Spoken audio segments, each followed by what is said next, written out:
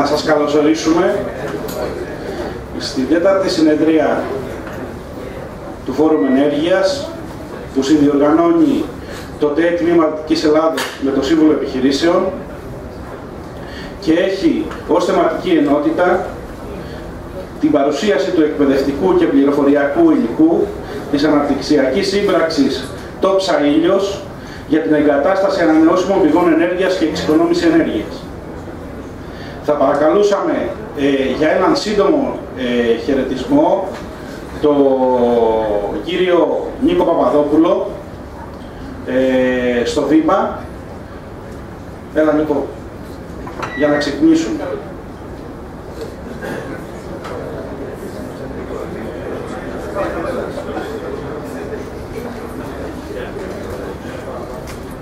Ως γραμματέας της αναπτυξιακής σύμπραξης.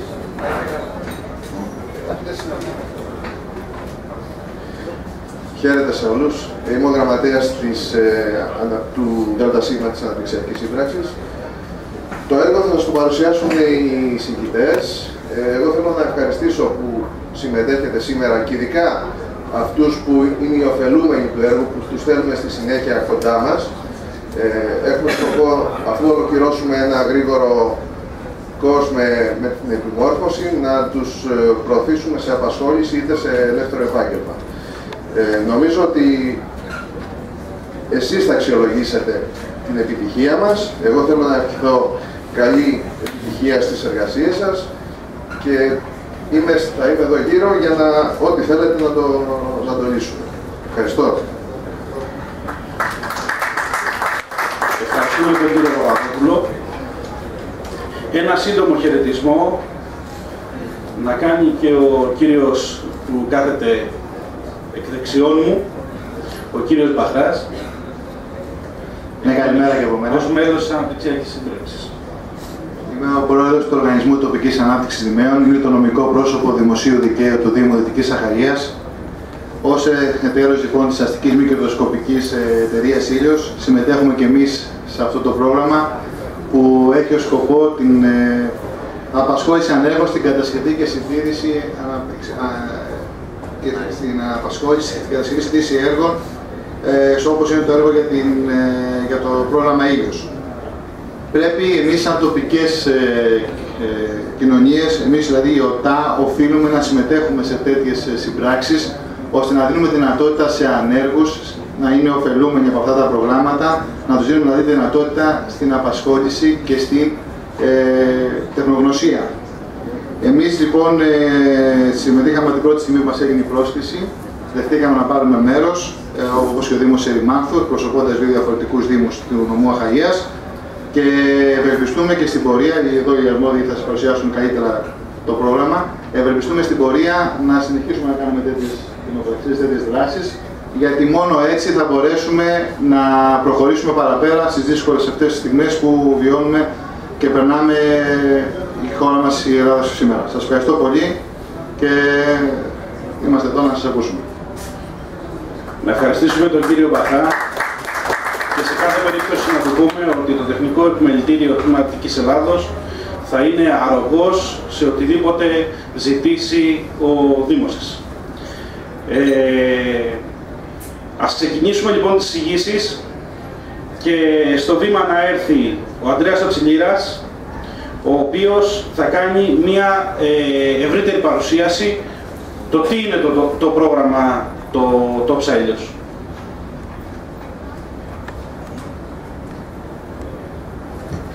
Χαίρετε και από μένα. Δεν θα σας κουράσω πολύ γιατί τα πιο ενδιαφέροντα είναι αυτά που ακολουθούν, που είναι και η ουσία του προγράμματος. Μια γρήγορη γνωριμία με το πρόγραμμα.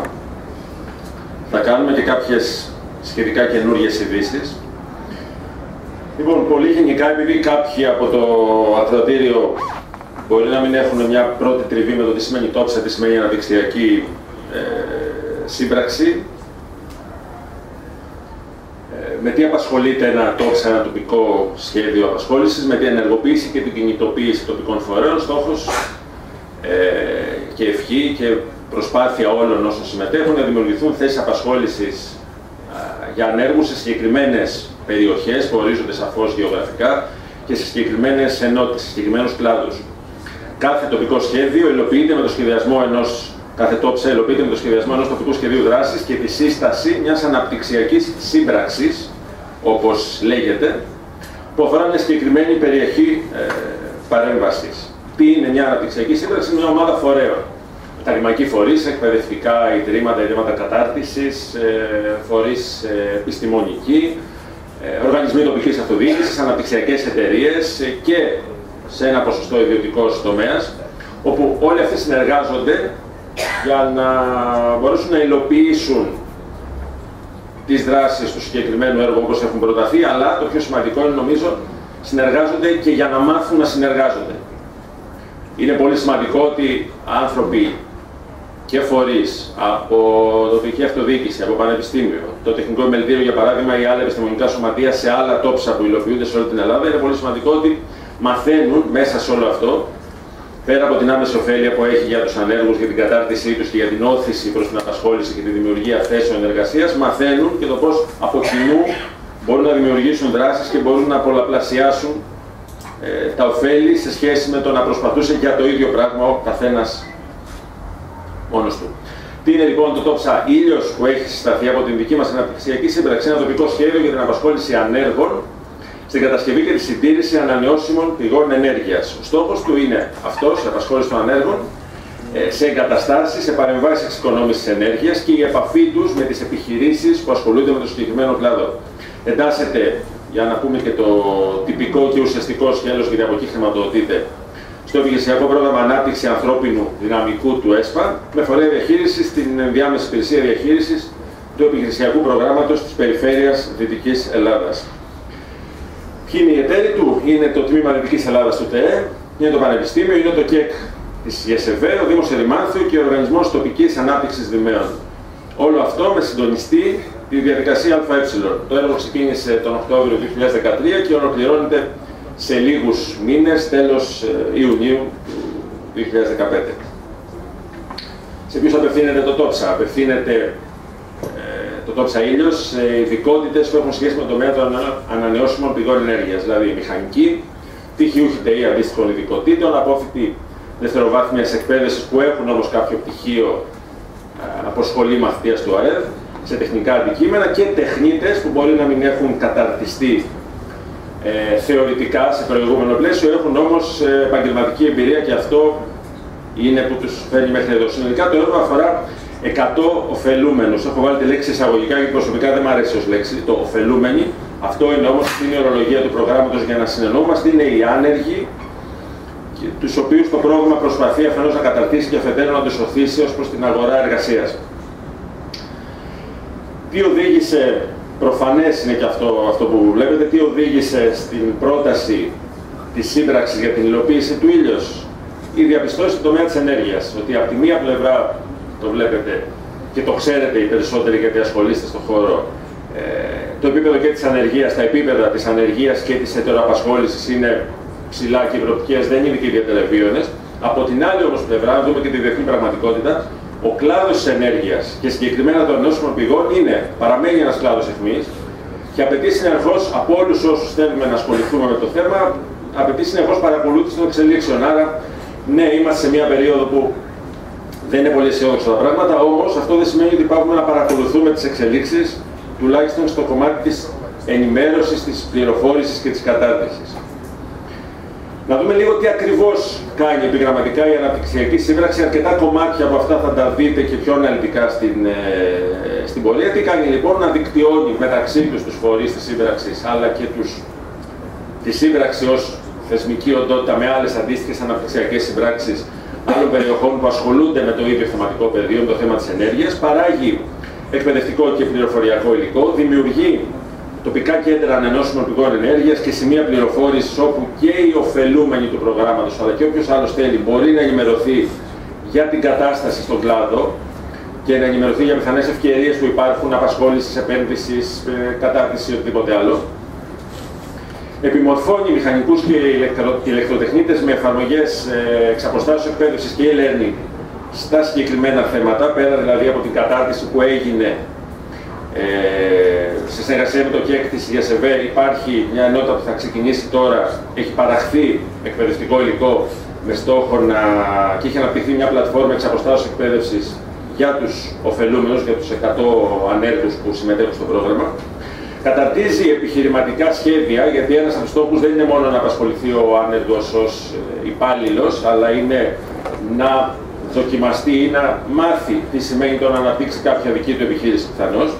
Υποστηρίζει σε κάθε στάδιο προφανώς τους ωφελούμενους η αναπτυξιακή σύμπραξη και στην παρακολούθηση των αναγκών τους και στην επίλυση πιθανώς προβλημάτων, και είναι εδώ οι άνθρωποι της σύμπραξης καθ' όλη τη διάρκεια της υλοποίησης του έργου για όλο αυτό.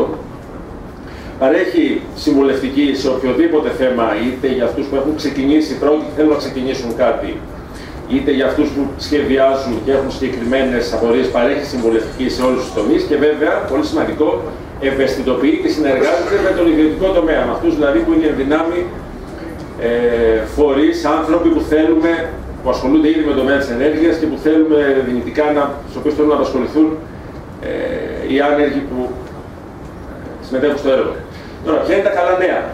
Στην προηγούμενη περίπτωση, το έργο τελειώνει, το Τόψα Ήλιος 36. Το καλό νέο της ιστορίας είναι ότι ήδη έχει προκηρυχθεί ένα πρόγραμμα επιχορήγησης για τους ωφελούμενους, για όσους έχουν ήδη παρακολουθήσει προγράμματα Τόψα. Είναι ένα πρόγραμμα που αφορά 10.000 ωφελούμενους για τις δράσεις Τόψα που αναπτύσσονται στην Ελλάδα και για μια άλλη παράλληλη ομάδα δράσεων, το ΠΕΚΟ, τοπικές δράσεις κοινωνικής ένταξης για ευάλωτες ομάδες.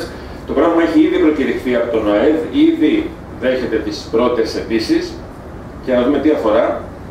Επιχορηγεί λοιπόν επιχειρήσεις για την απασχόληση ωφελούμενων από τα Τόψα και προφανώς και για το Τόψα Ήλιος που συζητάμε. Η επιχορήγηση είναι για κάθε ημέρα πλήρους απασχόλησης για ανέργους κάτω των 25 ετών είναι 15 ευρώ την ημέρα η επιχορήγηση προς την επιχείρηση και για τους ανέργους άνω των 25 ετών είναι 18 ευρώ την ημέρα.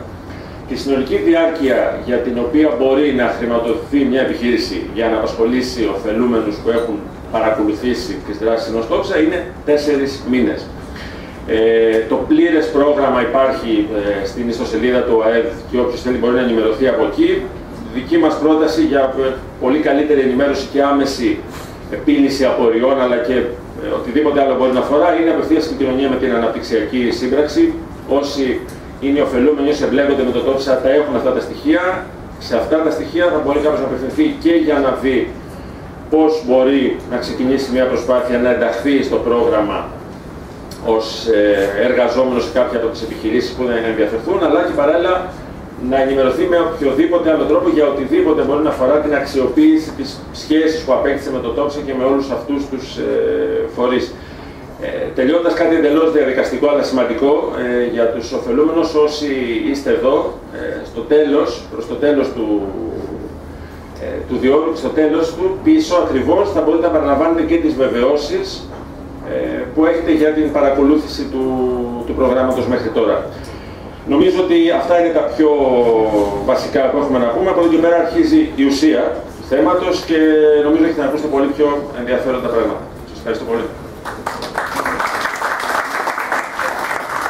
Να ευχαριστήσουμε τον Ανδρέα τον Τζιλίρα, υπεύθυνο διαχείρισης του προγράμματος Τόψα Ήλιος από το ΤΕΕ Δυτικής Ελλάδος και να καλέσουμε στο βήμα τον Άκη τον Καλαϊτζόγλου, ο οποίος εκπροσωπεί το Πανεπιστήμιο και πιο συγκεκριμένα το Εργαστήριο Τεχνικής Μηχανικής του Πανεπιστημίου ως εταίρος του Τόψα Ήλιος.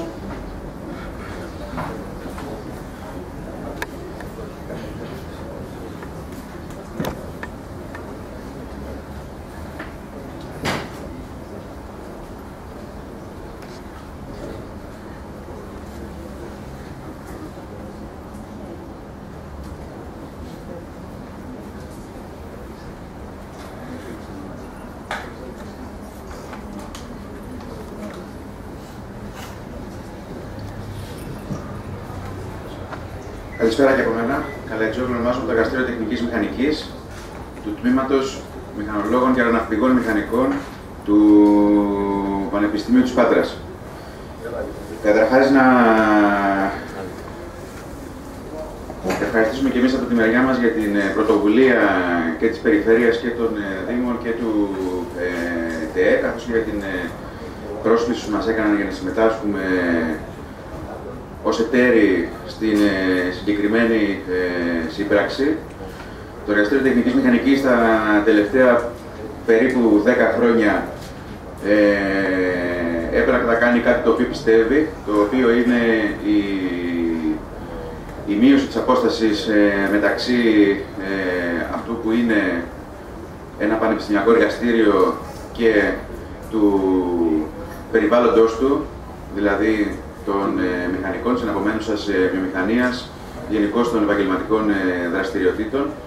Και εδώ και, όπως είπα, 10 χρόνια είμαστε πάντα θετικοί σε τέτοιες προσκλήσεις για να συνδράμουμε, είτε συμμετέχοντας, είτε βοηθητικά από μακριά και σε κάθε περίπτωση να μεταφέρουμε την τεχνογνωσία που έχουμε αποκτήσει μέσα από ερευνητικές διαδικασίες.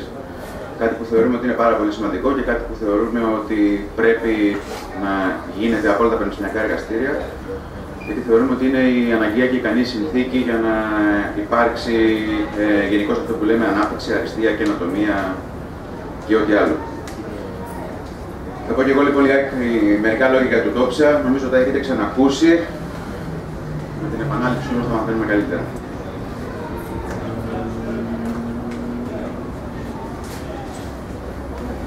Μιλάμε λοιπόν για το τοπικό σχέδιο για την απασχόληση ανέργων στην κατασκευή και τη συντήρηση έργων ΑΠΕ, με έμφαση στις δράσεις του προγράμματος Ήλιος. Αυτό μπορεί να μην υπάρχει τις παρούσεις, αλλά το κουβαλάμε μαζί μας επειδή είχε έτσι κατέβει πρόταση τότε, και γενικώς παρεμβάσεων εξοικονόμησης ενέργειας. Αυτό νομίζω ότι είναι το βασικότερο, βασική ιδέα.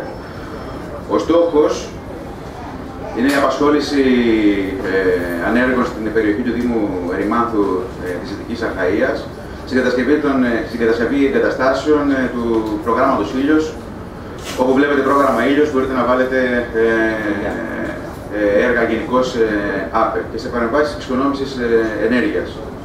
Ο τρόπος για να επιτευχθεί αυτό είναι η ανάπτυξη κατάλληλου εκπαιδευτικού υλικού, η επιμόρφωση των ωφελούμενων μέσω σεμιναρίων και εξαποστάσεως εκπαίδευσης, η ενημέρωση και η ευαισθητοποίηση των επιχειρήσεων αλλά και των ομάδων στόχων, καθώς και η υποστήριξη εν συνεχεία και η παρακολούθηση των ωφελούμενων, αυτών δηλαδή που έχουν εκπαιδευτεί από το υλικό το οποίο έχει εκπονηθεί από τους εταίρους της σύμπραξης. Οι εταίροι, θα τους ξαναπούμε άλλη μια φορά, είναι το Εργαστήριο Τεχνικής Μηχανικής από το Τμήμα Μηχανολόγων Μηχανικών, ο Δήμος Ερημάνθου, ο Οργανισμός Τοπικής Ανάπτυξης Δημαίων, το ΚΕΚ,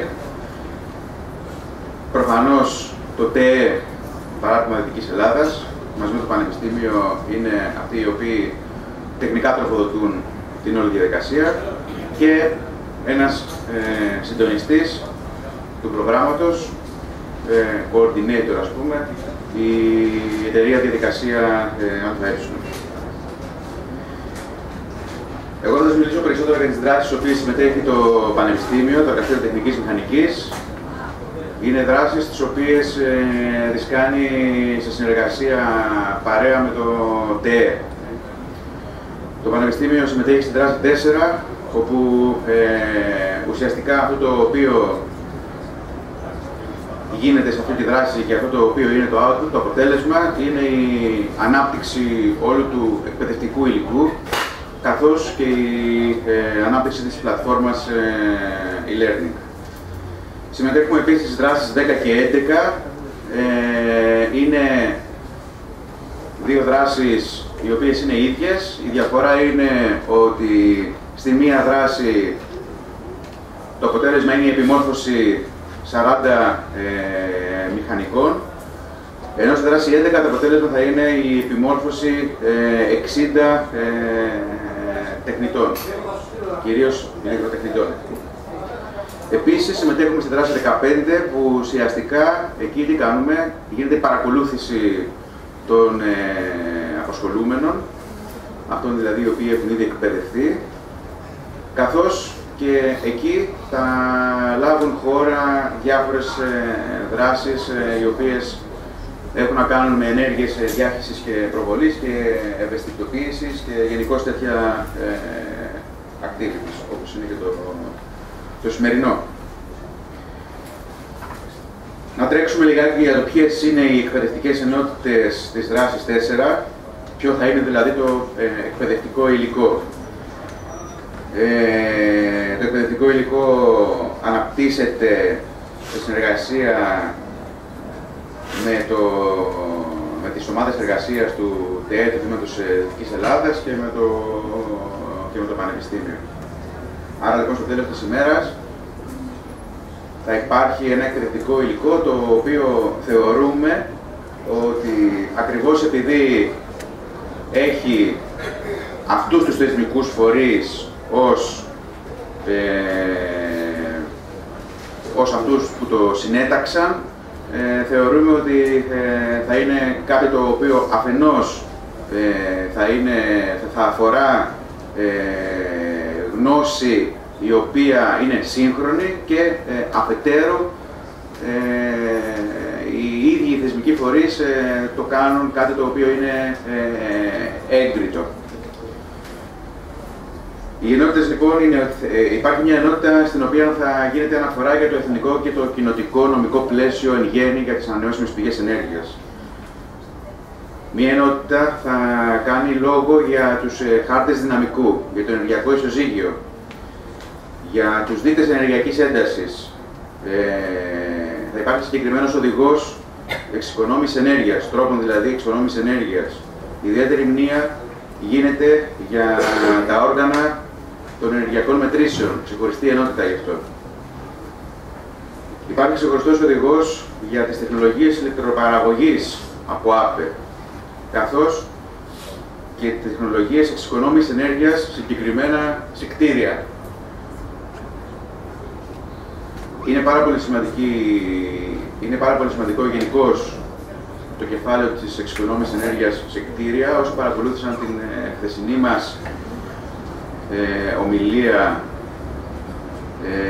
θα άκουσαν τα περί ZEB, περί Zero Energy Buildings και γενικώς τις αλλαγές που έχουν έρθει από την κοινοτική οδηγία, την EPBD που έχει ήδη ψηφιστεί και από το 19 και το 20 θα είναι η υποχρεωτική η εφαρμογή της. Άρα λοιπόν το κεφάλαιο γενικώς της εξοικονόμησης ενέργειας σε κτίρια, είτε είστε από την πλευρά των εταιριών κατασκευής, είτε είστε ηλεκτροτεχνίτες, είτε είστε συνάδελφοι μηχανικοί, είτε εμείς στο Πανεπιστήμιο στα θέματα της έρευνας, θα είναι κάτι το οποίο με τον α ή τον β τρόπο θα κληθεί ο καθένας από την μεριά του να δώσει μια απάντηση και να κάνει ενέργειες. Μια μικρή εικόνα από το πώς περίπου θα είναι η πλατφόρμα e-learning. Έχουμε επιλέξει να είναι κάτι απλό. Τα σύγχρονα εργαλεία πλέον έχουν κάνει όλες τις διαδικασίες πάρα πολύ απλές και πάρα πολύ εύκολες. Οπότε θεωρώ ότι όταν θα κατασκευαστεί η πλατφόρμα και γενικώς το πληροφοριακό υλικό, ο καθένας ανεξάρτητα από με τον τρόπο που μπορούν οι συνάδελφοι, οι εταίροι να σας προσεγγίσουν επειδή είναι δωρεάν ή επειδή είναι οτιδήποτε άλλο, εγώ θα έλεγα ότι είναι ένας πάρα πολύ καλός τρόπος να έρθει σε επαφή με κάτι το οποίο σήμερα είναι σύγχρονο και state of the art. Οι ίδιοι οι συντάκτες του το κάνουν έγκριτο και με τον τρόπο του e-learning είναι πάρα πολύ εύκολο να αρχίσει σε επαφή και μόνο να κερδίσει θα έχει. Να μιλήσουμε λίγα για τις δράσεις 10 και 11. Στην 10 είπαμε θα έχουμε επιμόρφωση 40 μηχανικών και στην 10 επιμόρφωση 60 ηλεκτροτεχνητών. Τα περιεχόμενα του e-learning θα είναι τα εξής. Θα υπάρχει abstractively στην αρχή μια παρουσίαση της εκπαιδευτικής ενότητας σε μια μικρή παράγραφο. Εν συνεχεία έχουν φτιαχτεί βιντεοδιαλέξεις, οι οποίες έχουν 90 με 120 λεπτά διάρκεια. Θα κοιτάξουμε σε αυτές τις διαλέξεις να βάλουμε μέσα και διάφορα βιντεάκια από πραγματικές καταστάσεις που έχουμε κάνει στο εργαστήριο. Θα κοιτάξουμε οι παρουσιάσεις να είναι καλές υπό την έννοια να μην είναι κάτι το οποίο να είναι στήρο ή βαρετό. Θα κοιτάξουμε να είναι διαδραστικές, να σας δίνουν κατευθύνσεις και links για πράγματα που ο καθένας μπορεί να ασχοληθεί και να συνεχίσει να ψάχνει μόνος του. Στο τέλος θα υπάρχει ένα τεστ αυτοαξιολόγησης, δηλαδή ο εκπαιδευόμενος θα αυτοαξιολογεί τον εαυτό του. Πρόσθετο υλικό, προφανώς, κατά την κρίση του εκάστοτε εκπαιδευτή μπορεί να μπει, είτε του Πανεπιστημίου είτε του ΤΕΕ. Και στο τέλος, προφανώς, θα πρέπει να υπάρχει και η αξιολόγηση ημών με ήττα από τους εκπαιδευόμενους, ώστε η σύμπραξη αυτή ή ο κάθε εταίρος της να λάβει υπόψη του αυτά τα οποία παίρνει σαν feedback. Οι εκπαιδευτικές ενότητες τώρα των βιντεοδιαλέξεων θα είναι περίπου ίδιες με το εκπαιδευτικό υλικό, το οποίο μπορείτε να το βρείτε αναρτημένο πάνω στο site της σύμπραξης. Θα υπάρχει μάλλον αναρτημένο πάνω στο site της σύμπραξης και θα παραμείνει εκεί. Μπορείτε να έρθετε δηλαδή σε επαφή μαζί του, ανεξάρτητα αν είστε ωφελούμενοι και ανεξάρτητα αν θα ακολουθήσετε τη διαδικασία του e-learning. Μπορούν να το κάνουν όλοι οι συνάδελφοι μηχανικοί. Θα είναι και θα μείνει ανοιχτό στο κοινό τουλάχιστον για 3 χρόνια. Οι εκπαιδευτικές ενότητες λοιπόν θα έχουν να κάνουν σε θέματα θεσμικού πλαισίου γενικώς ΑΠΕ, ειδικώς στην Ελλάδα μιλάμε για τον ΚΕΝΑΚ. Θα έχουν να κάνουν για τον βιοκλιματικό σχεδιασμό και την θερμική επάρκεια του ενός envelope, ενός κελύφους κτηρίου με έμφαση στην βελτιστοποίηση των εφαρμογών θερμομόνωσης. Θα υπάρχει ξεχωριστή εκπαιδευτική ενότητα όπου θα μιλήσουμε για τεχνολογίες εξοικονόμησης ενέργειας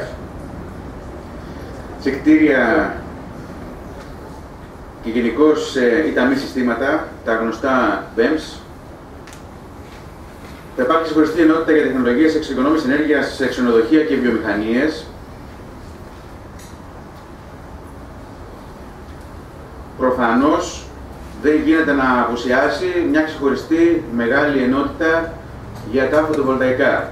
Εδώ το TOPSA έχει την τύχη, το Εργαστήριο Τεχνικής Μηχανικής που είναι εταίρος, να έχει κάνει πάρα πολλή δουλειά γενικώς στον χώρο των ΑΠΕ, ειδικώς στον χώρο των διασυνδεδεμένων φωτοβολταϊκών συστημάτων από την πλευρά ενός θεσμικού φορέα, ο οποίος κάνει έλεγχο της αρτιότητας κατασκευής των εγκαταστάσεων για τη συμφωνία τους με τα διεθνή πρότυπα.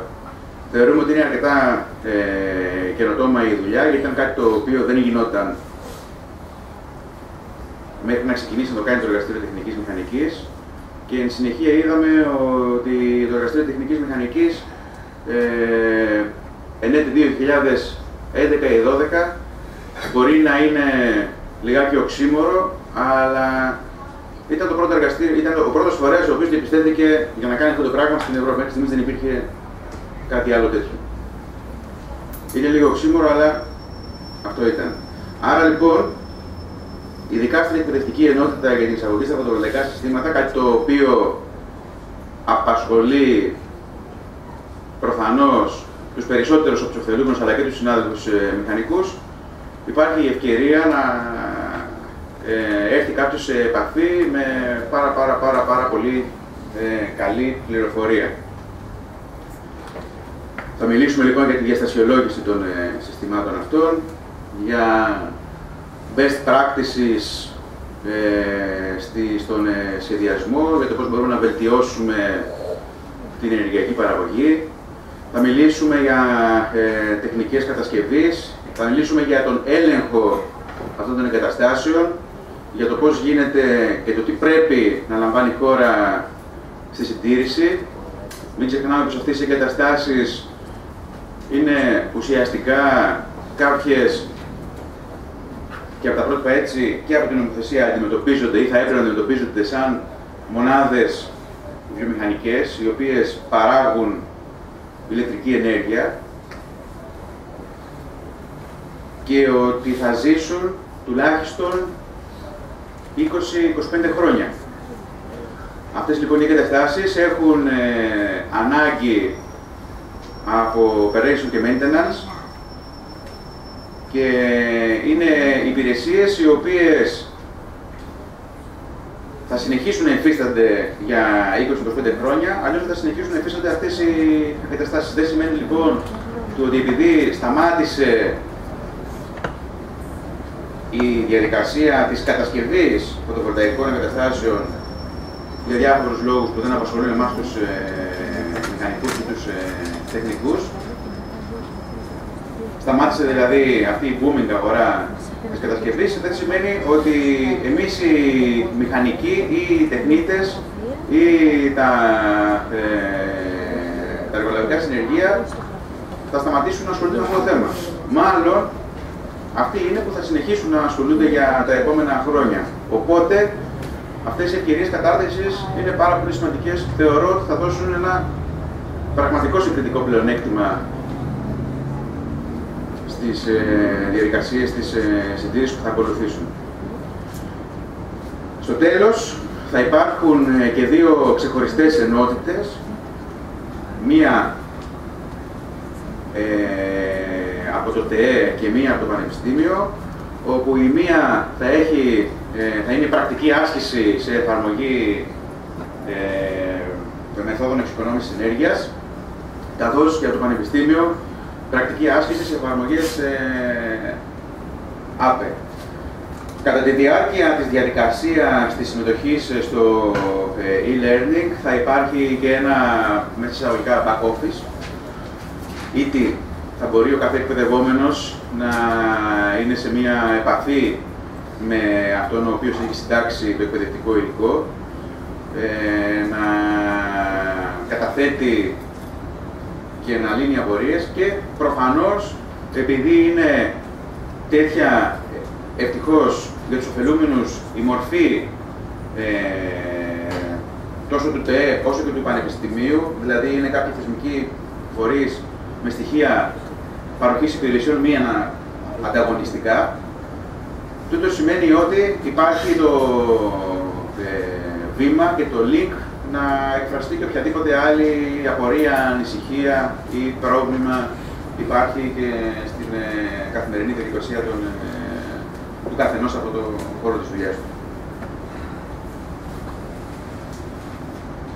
Νομίζω ότι λίγο ή πολύ και αυτά τα είπα, όπως και αυτά. Τελικά μίλησα και για την προστιθέμενη αξία.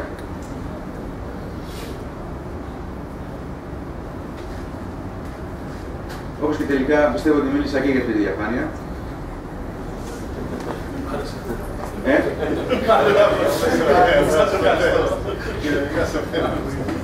Λοιπόν, ευχαριστώ για την προσοχή σας και πιστεύω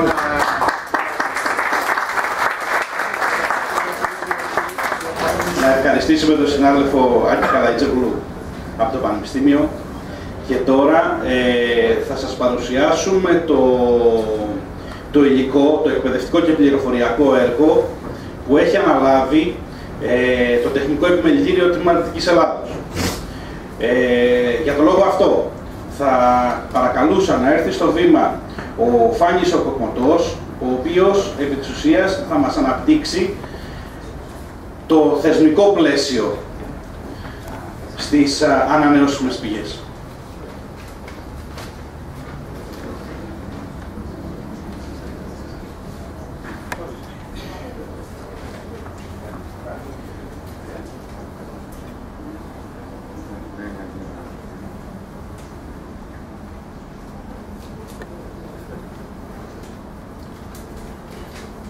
Καλησπέρα σε όλους, ελπίζω να μ' ακούτε. Στη συνέχεια θα γίνει παρουσίαση ενός τμήματος του εκπαιδευτικού και πληροφοριακού υλικού του ΤΟΨΑ, που αφορά τις ανανεώσιμες πηγές ενέργειας, την ενεργειακή κατανάλωση, κυρίως στον κτηριακό τομέα, θα αναφερθούμε στην Ελλάδα και στην Ευρώπη, το θεσμικό πλαίσιο εξοικονόμησης ενέργειας και ένα σύντομο οδηγό συνοπτικού ενεργειακής επιθεώρησης. Εδώ φαίνεται η συντακτική ομάδα που ανέλαβε το κομμάτι αυτό του εκπαιδευτικού υλικού. Λοιπόν, ξεκινάμε. Τα τελευταία χρόνια τα ενεργειακά προβλήματα βρίσκονται στην κορυφή του παγκόσμιου ενδιαφέροντος και επηρεάζουν άμεσα και καθοριστικά τις οικονομίες και τις πολιτικές σε παγκόσμιο επίπεδο. Κυρίως τα περιβαλλοντικά προβλήματα προκύπτουν από τη συνεχή χρήση των ορυκτών καυσίμων, που οφείλονται στην παγκόσμια βιομηχανική έκρηξη και στην ορματώδη ανάπτυξη των ασιατικών οικονομιών. Αναδύεται έτσι μία ανάγκη για ριζικές διαφορετικές αλλαγές στον χώρο της ενέργειας. Σε αυτό το σύγχρονο ενεργειακό επίπεδο, οι ανανεώσιμες πηγές, ΑΠΕ, φαίνονται ότι δίνουν λύσεις στις περιβαλλοντικές προκλήσεις και παρέχουν επίσης και έξοδο στα θέματα της ενεργειακής ασφάλειας με την έννοια της μείωσης της εξάρτησης από εισαγωγές ενεργειακών πόρων. Γιατί όμως να χρησιμοποιήσουμε ΑΠΕ? Αφενός γιατί η παραγωγή ενέργειας με τη χρήση συμβατικών καυσίμων, ορυκτών κτλ. Σιγά σιγά θα εξαντληθεί, δηλαδή οι πηγές είναι εξαντλήσιμες. Αφετέρου, επιβαρύνει τη ρύπανση του περιβάλλοντος μέσω της αύξησης των εκπομπών του διοξιδίου, φαινόμενο θερμοκηπίου κτλ. Από την άλλη, η προώθηση των ΑΠΕ, που είναι ανεξάρτητες, φιλικές, αποκεντρωμένες, δηλαδή μπορεί να γίνει τοπική παραγωγή, εύκολη παραγωγή, είναι ή μπορούν να γίνουν οικονομικά αποδοτικότερες με τη χρήση και την εξέλιξη των νέων τεχνολογιών, μειώνουν την ενεργειακή εξάρτηση όπως προαναφέρθηκε και έτσι έχουμε και αντίστοιχη εξοικονόμηση συναλλαγών. Θα αναφερθούμε συνοπτικά στις κυριότερες μορφές ΑΠΕ. Ηλιακή ενέργεια, αιωλική, υδραυλική, βιομάζα, γεωθερμία κτλ. Υπάρχουν και άλλες, αυτές είναι πιο κύριες. Αν και η χρήση των ΑΠΕ αυξάνεται, έχουν μια περιορισμένη χρήση, η οποία συνεισφέρει περίπου στο 18% της παραγωγής ενέργειας από πρωτογενείς πηγές, δηλαδή πρωτογενείς πηγές αυτές που συναντάμε στη φύση. Ορυκτά, καύσιμα, στερεά, υγρά κτλ. Και στο 22% της παγκόσμιας παραγωγής ηλεκτρικής ενέργειας. Το μεγάλο στοίχημα είναι η καθιέρωση των ΑΠΕ που θα συνεισφέρει στη μεγαλύτερη οικονομική ευστάθεια σε κράτη εξαρτημένα ενεργειακά και θα μειώσει και τις κλιματολογικές διαταραχές.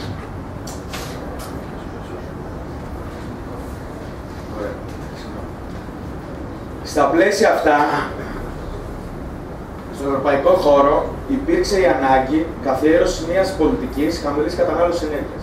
Το γνωστό σε όλοι μας 20-20-20, που αφορούσε τη δύση στον ΑΠΕ σε ποσοστό 20% στην ακαθάριστη τελική ενέργεια, κατανάλωση. Ο στόχος αυτός θεσπίστηκε για την Ελλάδα στο 100% με το 2020. 20% εξοικονόμηση μέσω της βελτίωσης ενεργειακής απόδοσης που αφορά όλες τις υπηρεσίες. Δηλαδή, είτε η τελική κατανάλωση ενέργειας σε κτίρια, σε μεταφορές κτλ.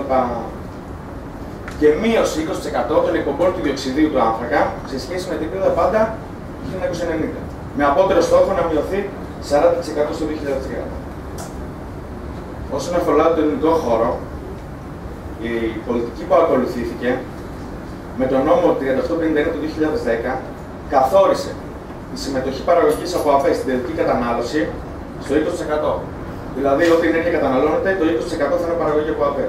Που εξειδικεύεται σε 40% παραγωγή από ΑΠΕ στην κατανάλωση ηλεκτρικής ενέργειας, 20% συμμετοχή στον ΑΠΕ για ανάγκες θέρμανσης ψήξης, δηλαδή για κατανάλωση θέρμανσης ψήξη, και 10% στις μεταφορές. Ας δούμε λίγο την ενσωμάτωση των ΑΠΕ στα κτίρια. Επίσης, με τον νόμο 3851, υποχρεούνται όλα τα νέα κτίρια να καλύπτουν το σύνολο της ενεργειακής τους κατανάλωσης πρωτογενούς με συστήματα παροχής ενέργειας που βασίζονται είτε σε ανανεώσιμες πηγές, είτε σε συστήματα συμπαραγωγής ηλεκτρισμού, είτε σε επίπεδο τηλεθέρμανσης, σε επίπεδο τετραγώνου, είτε αναφορικά το λέω με την εγκατάσταση αντιλιών θερμότητας με εποχιακό συντελεστή 3,3 κτλ. Τα κτίρια του δημοσίου υποχρεούνται να εφαρμόσουν αυτόν τον νόμο από 1η του 2015. Έπειτα είχαμε τον νόμο 4122 του 2013 που εναρμονίζεται με μια Ευρωπαϊκή Οδηγία 31 του 2010 που αναφέρει ότι Από 1η-1η το 19 τα δημόσια και από 1η-1η 21 όλα τα νέα κτίρια πρέπει να είναι μηδενικής ενεργειακής κατανάλωσης. Επίσης, αναφορικά, θεσπίστηκαν κίνητρα με τον νέο οικοδομικό κανονισμό που αναφέρει ότι κτίρια που ανήκουν στην κατηγορία Α+, καινούργια κτίρια προφανώς, τι σημαίνει Α+, ότι καλύπτουν τα συστήματα την πρωτογενή τους ενέργεια με συστήματα της παραγωγής ηλεκτρισμού θερμότητας, με ΑΠΕ κτλ. Έχουν δικαίωμα να αυξήσουν κατά 5% τους τελεστή δόμησης.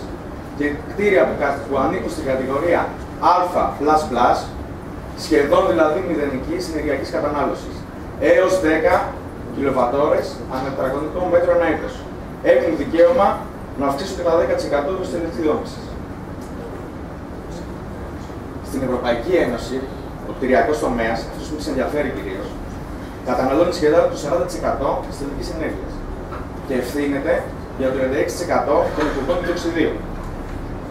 Ας δούμε στην Ελλάδα, παραδείγματος χάρη, σε σχέση το ενεργειακό ισοζύγιο του 1990 με το 2007, πόσο αυξήθηκε η κατανάλωση ενέργειας αναχρήση στα ελληνικά κτίρια. Από το 26% στο 34%. Σήμερα είμαστε στο επίπεδο του 36%. Η ενέργεια που καταναλώνεται τι αφορά στα κτίρια? Κυρίως ψήξη, θέρμανση, φωτισμό για τεκτογενή τομέα, δηλαδή για υπηρεσίες, εκτός δηλαδή κτιριών κατοικιών και εγκατεστημένα μηχανήματα. Εδώ βλέπουμε ένα γράφημα που αφορά την περιφέρειά μας. Δεν είναι κατανάλωση ενέργειας με τελική χρήση, είναι κατανάλωση ηλεκτρικής ενέργειας. Και πάλι όμως φαίνεται αθροιστικά και στους τρεις νομούς της περιφέρειάς μας ότι μόνο για την οικιακή χρήση τα κτίρια καταναλώνουν πάνω από το 40% της ηλεκτρικής ενέργειας. Στα πλαίσια αυτά, η ευρωπαϊκή πολιτική που αναπτύχθηκε, που αφορά τα κτίρια,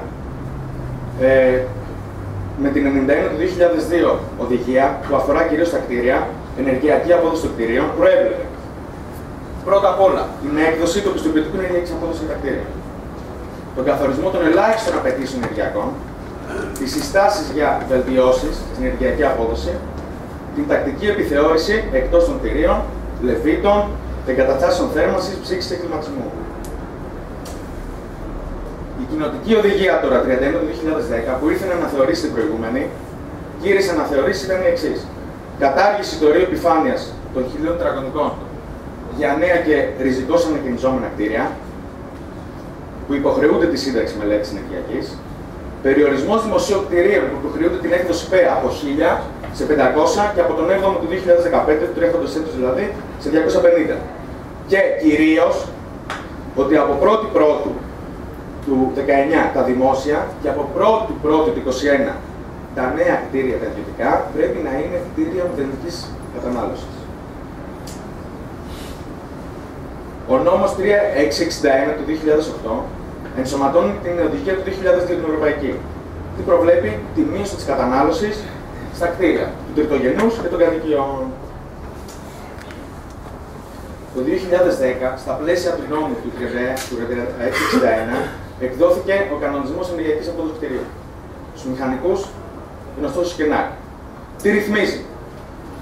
Τη μεθοδολογία που υπολογίζουν την ενεργειακή απόδοση, τις ελάχιστες απαιτήσεις για τα κτίρια, τα νέα και τα ριζικώς ανακαινιζόμενα, τις ελάχιστες προδιαγραφές για το κέλυφος, αρχιτεκτονικό σχεδιασμό, τεχνικές προδιαγραφές ηλεκτρομηχανολογικών συστημάτων κτλ.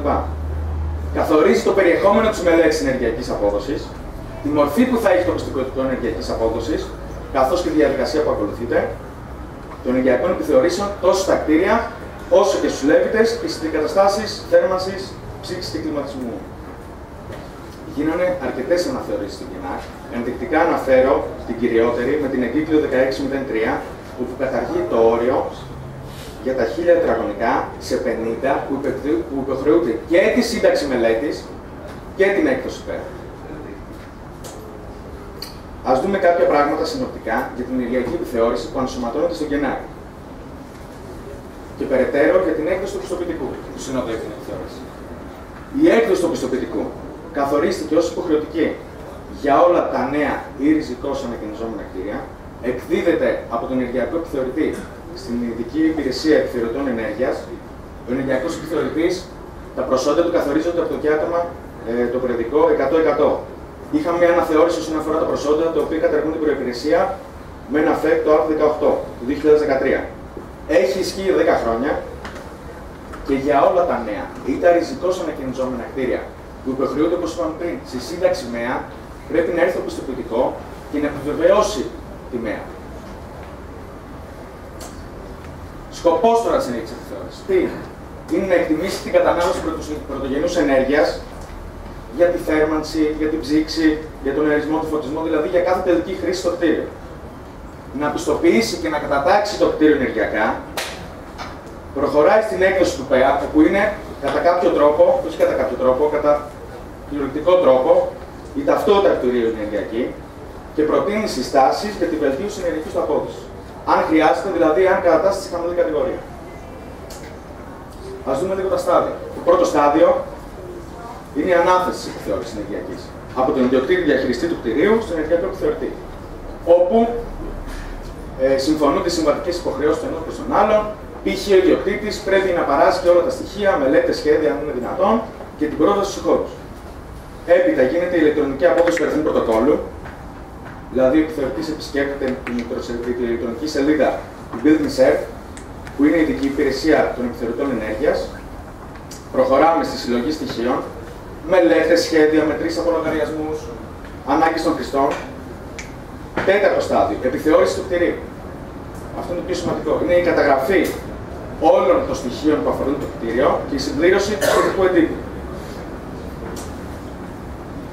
Προχωράμε στους υπολογισμούς και την ανάλυση των αποτελεσμάτων. Αφού συλλέξει ο επιθεωρητής και καταγράψει όλα τα απαιτούμενα στοιχεία, τα περνάει στο λογισμικό του ΤΕ και ΝΑΚ ή οποιοδήποτε άλλο λογισμικό είναι εγκεκριμένο από την ΙΕΠΕ. Το ΤΕ και ΝΑΚ τώρα, το πρόγραμμα, ενσωματώνει όλον τον κανονισμό ενεργειακής απόδοσης, τη μεθοδολογία που ακολουθείται και όλες τις τεχνικές οδηγίες που έχουν εκδοθεί από το ΤΕ τόσο για τη μελέτη της ενεργειακής απόδοσης όσο για την επιθεώρηση. Με την εκτέλεση των υπολογισμών υπολογίζεται η κατανάλωση ενέργειας ανατελική χρήση, πρωτογενούς ενέργειας, σε κιλοβατόρες ανά τετραγωνικό μέτρο ανά έτος. Του εξεταζόμενου κτηρίου προφανώς. Συγκρίνεται η κατανάλωση του κτηρίου με αυτή του κτηρίου αναφοράς και προκύπτει η ενεργειακή κατάταξη. Ας δούμε δύο πράγματα για το κτίριο αναφοράς τώρα. Το κτίριο αναφοράς έχει την ίδια γεωμετρία, είναι ίδιο κτίριο δηλαδή, ως προς τη γεωμετρία, ως προς τη θέση, ως προς τον ανατολισμό, ως προς τη χρήση και το ίδιο προφίλ λειτουργίας με το κτίριό μας, το εξεταζόμενο. Έχει όμως κάποια καθορισμένα τεχνικά χαρακτηριστικά, είτε για τα δομικά στοιχεία για το κέλυφος, είτε για τις ηλεκτρομηχανολογικές εγκαταστάσεις, ζεστό νερό χρήσης και φωτισμό. Το κτίριο Β, το κτίριο αναφοράς, πρέπει να πούμε ότι καλύπτει πάντα την κατηγορία Β στην ενεργειακή κατάταξη. Όσον αφορά τώρα τη μεθοδολογία που ακολουθεί τους υπολογισμούς, λαμβάνονται υπόψη οι κλιματικές συνθήκες της περιοχής. Δηλαδή, θερμοκρασία, υγρασία, ηλική ακτινοβολία, όπως και του κτηρίου. Δηλαδή, απαιτούμενος νοπός αέρας, απαιτούμενη υγρασία στον χώρο, επίπεδα κτλ. Γεωμετρικά και θερμικά χαρακτηριστικά των δομικών στοιχείων, θερμοπερατότητα, απορροφητικότητα κτλ. Τεχνικά χαρακτηριστικά των ηλεκτρομηχανολογικών εγκαταστάσεων, δηλαδή θέρμανση, παραγωγή και διανομή θερμού νερού. Τεχνικά χαρακτηριστικά δικτύου και τεχνικά χαρακτηριστικά πνευματικών μονάδων. Ψήξη μηχανικού αερισμού. Συστήματα ΑΠΕ, αν υπάρχουν, και διαχείριση ενέργειας, αυτοματισμοί, BEMS κτλ. Και συστήματα, αν υπάρχουν επίσης, συμπαραγωγής ηλεκτρικού θερμότητας. Στο εκπαιδευτικό υλικό TOPSA, που αφορά την ενότητα αυτή, αναλύονται διεξοδικά δύο παραδείγματα και η στάδια της ενεργειακής επιθεώρησης, που το ένα αφορά κτίριο με χρήση κατοικίας και το άλλο κτίριο με χρήση υπεραγορά. Σας ευχαριστώ για την προσοχή σας. Να ευχαριστήσουμε το Φάνη και να καλέσουμε στο βήμα τον Παναγιώτη τον Γεωργακόπουλο, ο οποίος θα μας αναπτύξει το βιοκλιματικό σχεδιασμό πόλεων και κτηρίων στα πλαίσια της παρουσίασης του εκπαιδευτικού και πληροφοριακού έργου της αναπτυξιακής σύμπραξης. Χαίρετε και από μένα. Θα προσπαθήσω να κλέψω την παράσταση με εικονίτσες βέβαια, με τι άλλο. Να πούμε ότι εδώ, ψάχνοντας να βρούμε, θα μου ψάχνοντας να βρούμε το τέλειο βιοκλιματικό σπίτι, ψάξαμε και βρήκαμε κάτι πολύ απλό. Σε φωτογραφίες δεν το έχω, το είχα παλιότερα, να με συγχωρήσετε. Είναι αυτό που είχαμε και συναντούσαμε στην παραδοσιακή αρχιτεκτονική. Ναι, μην ενισχύετε. Είναι αυτό λοιπόν που χρησιμοποιούσαμε στην παραδοσιακή αρχιτεκτονική. Είναι το παλιό πέτρινο σπίτι, το οποίο είχε και προσανατολισμό, δηλαδή τα ανοίγματά του προς τον νότο και φυσικά την κλιματαριά του. Όχι για να τρώμε στα φύλλα το καλοκαίρι, αλλά κυρίως για να έχουμε τη σκιά του. Έτσι λοιπόν, τέτοιες φωτογραφίες ήταν μάλλον άσκοπες, έχετε τέτοιες παραστάσεις όλοι στο μυαλό σας. Έχετε δει αυτά τα σπίτια, πόσο γλυκά είναι και πόσο θέλεις να καθίσεις είτε στη ματούλα που έχουν δίπλα για να σε χτυπήσει ο ήλιος το χειμώνα, είτε στη σκιά του το καλοκαίρι. Αυτό λοιπόν ήταν το πραγματικά βιοκλιματικό σπίτι. Προϊόντος του χρόνου όμως αποκοπήκαμε από το περιβάλλον μας. Γυρίσαμε όλοι οι άνθρωποι λίγο προς τα μέσα, προς τον εαυτό μας και καταλήξαμε έτσι να μην έχουμε μεγάλη επαφή είτε με τις αλλαγές του χρόνου, των εποχών, είτε με τις αλλαγές του κρύου, της ζέστης, και εκείνο το οποίο ήταν υπεύθυνο για την επαφή μας με το περιβάλλον σιγά σιγά ατώνησε. Να δούμε λοιπόν τώρα για το συγκεκριμένο ποιος είναι ο σκοπός μας εδώ. Εγώ πρέπει να σας παρουσιάσω αυτή τη στιγμή το εκπαιδευτικό παύλα πληροφοριακό υλικό για το TOPS, για την αναπτυξιακή αυτή σύμπραξη, η οποία έχει ένα στόχο. Όχι όμως ακριβώς αυτός που είναι στον τίτλο του, αλλά κυρίως να μας δείξει ότι αυτές οι πρακτικές εξοικονόμησης ενέργειας αφορούν όλους, όχι μόνο ο ωφελούμενος. Πολύ σωστά υπόθηκε εδώ, δεν είναι ο ωφελούμενος η κατάλληλη λέξη, πλην όμως πρέπει να υπάρχει μια ορολογία. Είμαι από εκείνους που πιστεύουν ότι μία λέξη είναι 1000 εικόνες και όχι το αντίθετο.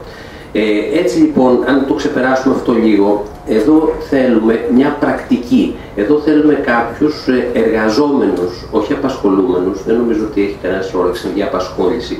Η απασχόληση, ξέρετε, είναι κάτι που κυκλοφορεί τώρα τελευταία και να μας ξεκόψει λίγο από την πραγματική έννοια. Οι άνθρωποι εργάζονται, αισθάνονται, βιώνουν. Βλέπετε, είναι βιοκλιματικός σχεδιασμός, δεν είναι τεχνολογικός σχεδιασμός εξοικονόμησης ενέργειας. Και αυτό το πράγμα λίγο πρέπει να το προσέξουμε. Μία λέξη λοιπόν 1000 εικόνες, θα το λέω συνέχεια γιατί λάθος μας έχει έρθει από την Κίνα αυτή για μας τους Έλληνες. Έτσι λοιπόν εδώ θέλουμε εμείς με τις πρακτικές μας, και οι πρακτικές μας θα πρέπει να είναι σε αυτή την κατεύθυνση, όχι τόσο οικονομικά, όσο περισσότερο και για την προστασία του περιβάλλοντος. Βεβαίως τώρα και η οικονομική διάσταση είναι πολύ σοβαρή, αλλά κυρίως αυτές οι πρακτικές μας για την εξοικονόμηση είναι στην κατεύθυνση να φροντίσουμε λίγο το σπίτι μας, τον πλανήτη μας, γιατί απειλείται. Απειλείται από όλα αυτά που ξέρετε πολύ καλά και δεν υπάρχει λόγος να τα αναφέρουμε εδώ. Προχωρώντας εμείς, θέλουμε με το βιοκλιματικό σχεδιασμό περισσότερο να ασχοληθούμε με την πρόληψη. Δηλαδή, θέλουμε να σχεδιάσουμε έτσι την κατοικία μας. Βεβαίως, σχεδιασμός βιοκλιματικός υπάρχει και στους κοινόχρηστους χώρους παντού. Εμείς θα ασχοληθούμε περισσότερο με την κατοικία εδώ και το κέλυφος, αυτό είναι το αντικείμενό μας. Σκοπός μας λοιπόν είναι η πρόληψη. Να προλάβουμε τις απώλειες, να προλάβουμε αυτό που θα χάνουμε από την ενέργεια. Έτσι λοιπόν, προχωρώντας από εδώ, αφού περάσουμε τον τίτλο και αφού πάμε τι τελικά είναι ένα βιοκλιματικό κτίριο, πώς πρέπει να λειτουργεί, δεν μπορεί να είναι τίποτα άλλο παρά ένας φυσικός ηλιακός συλλέκτης, διαπερατό και δεκτικό στο ηλιακό φως, παγίδα θερμότητος το χειμώνα και αποθήκη θερμότητος ταυτόχρονα, αλλά και αποφυγή το καλοκαίρι αυτών των θερμικών φορτίων. Με φυσικό αερισμό είναι το καλύτερο που συνάδει με το βιοκλιματικό σχεδιασμό. Βεβαίως υπάρχουν και άλλοι τρόποι. Ο φυσικός αερισμός τώρα έχει προκύψει και σαν ένα πολύ σημαντικό για τα σπίτια μας γενικότερα. Θα μου επιτρέψετε εδώ μια παρένθεση. μου έδειχνε ο κουμπάρος μου από την Αμερική το σπίτι του και 600-700 τετραγωνικά, δεν θυμάμαι, και βλέπα όλα τα παραθυρόφυλλα. Όλα τα παραθυρόφυλλα. Μα καλά, πότε προλαβαίνεις να τα κλείσεις, του λέω. Είναι το σοκ που έπαθα, γι' αυτό σας το λέω και σας μεταφέρω αυτό το σοκ.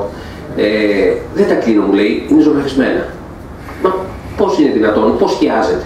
Είναι μόνιμα με κλιματισμό το σπίτι. Όπως καταλαβαίνετε, θα σας μιλήσω τώρα για το ακριβώς αντίθετο. Πως ένα σπίτι δεν πρέπει να είναι έτσι. Η βιοκλιματική λοιπόν αρχιτεκτονική αφορά το σχεδιασμό των κτηρίων εσωτερικών με βάση το τοπικό κλίμα. Δηλαδή πρέπει να έχουμε και συναίσθηση που είμαστε. Μην ξεχνάτε, στα Ιγκλού είναι το τέλειο βιοκλιματικό σπίτι για αυτούς εκεί, στον πάγο. Μα θα μου πεις, σπίτι από πάγο δεν κρυώνουν. Είδατε. Να μην διαβάσουμε όλα αυτά. Ξέρουμε από τι καθορίζεται, γιατί ήδη σας τρώω το χρόνο με όλα τα γύρω-γύρω, τα οποία γύρω-γύρω είναι οι λέξεις που θα σας φτιάξουν τις εικόνες που θέλω εδώ να δείτε και όχι αυτά που σας δείχνω τώρα. Ο ήλιος, ο ζωοτεότης μας ήλιος, είναι αυτός που είναι ο ρυθμιστής, αυτός ρυθμίζει, αυτός μας έχει φτιάξει, παιδιά του είμαστε και θα μας πάρει κοντά του, εάν προλάβει φυσικά, από κάποιο άλλο αστέρι, όταν θα τελειώσει, γιατί έχει διάρκεια ζωής. 6 δις του δίνουν, 5 θέλετε, χρόνια. Και επειδή λοιπόν ο ήλιος είναι αυτός που δίνει το ρυθμό, είναι αυτός που ρυθμίζει την ενέργεια, που μας περιβάλλει όλη αυτή η ενέργεια, έτσι, είναι καλό να θυμόμαστε σε αυτό το σχηματάκι που οφείλονται οι εποχές.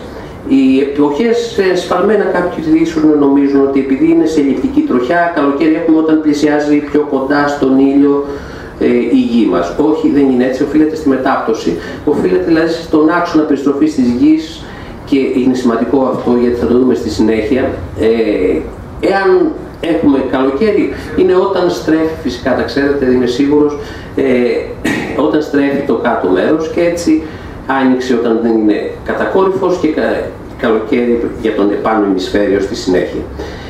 Αυτό που μας ενδιαφέρει όμως είναι η τροχιά του. Αφού έχουμε καταλάβει αυτό καλά, μετά μπορούμε να δούμε για την τροχιά του. Είναι άλλη το χειμώνα, άλλη το καλοκαίρι. Βεβαίως η γη κινείται γύρω από τον ήλιο, γι' αυτό και τη λέμε φαινόμενη. Τη φαινόμενη όμως εμείς θέλουμε να την απεικονίσουμε, θέλουμε να την έχουμε για να ξέρουμε τελικά πότε θα μπει ο ήλιος μέσα στο σπίτι για να μας δώσει την απαραίτητη ενέργειά του και όχι το πετρέλαιο. Κάποτε, μετά από πολλά χρόνια, θα διαβάζουν οι απόγονοί μας ότι καίγαμε το πετρέλαιο και θα τρελαίνονται, θα πει, μα αυτοί οι άνθρωποι δεν είχαν καθόλου μυαλό. Έτσι λοιπόν, στη φαινόμενη τροχιά, το ζητούμενο είναι να φτιάξουμε έναν ηλιακό χάρτη, να ξέρουμε κάθε ώρα της ημέρας που είναι ο ήλιος, για να μπορέσουμε κι εμείς να σχεδιάσουμε το αντίστοιχο σπίτι. Εδώ βλέπετε για το αζιμούθιο, για το ηλιακό ύψος, δεν είναι τίποτα παράλογα αυτά. Για να βρεις τη θέση σε ένα χάρτη, σε ένα επίπεδο, πρέπει να έχεις δύο συντεταγμένες.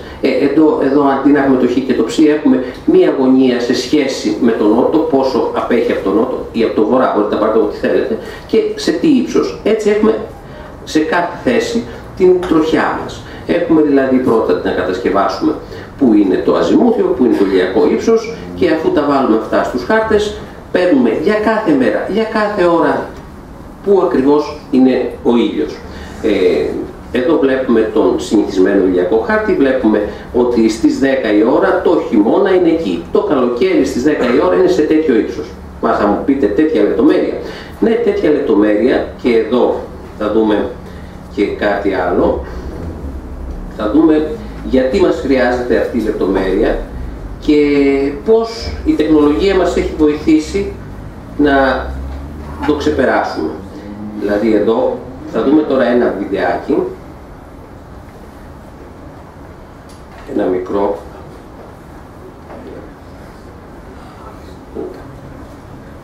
Θα με συγχωρήσετε, έχω συνηθίσει με το ποντίκι περισσότερο και αυτό δυσκολεύει.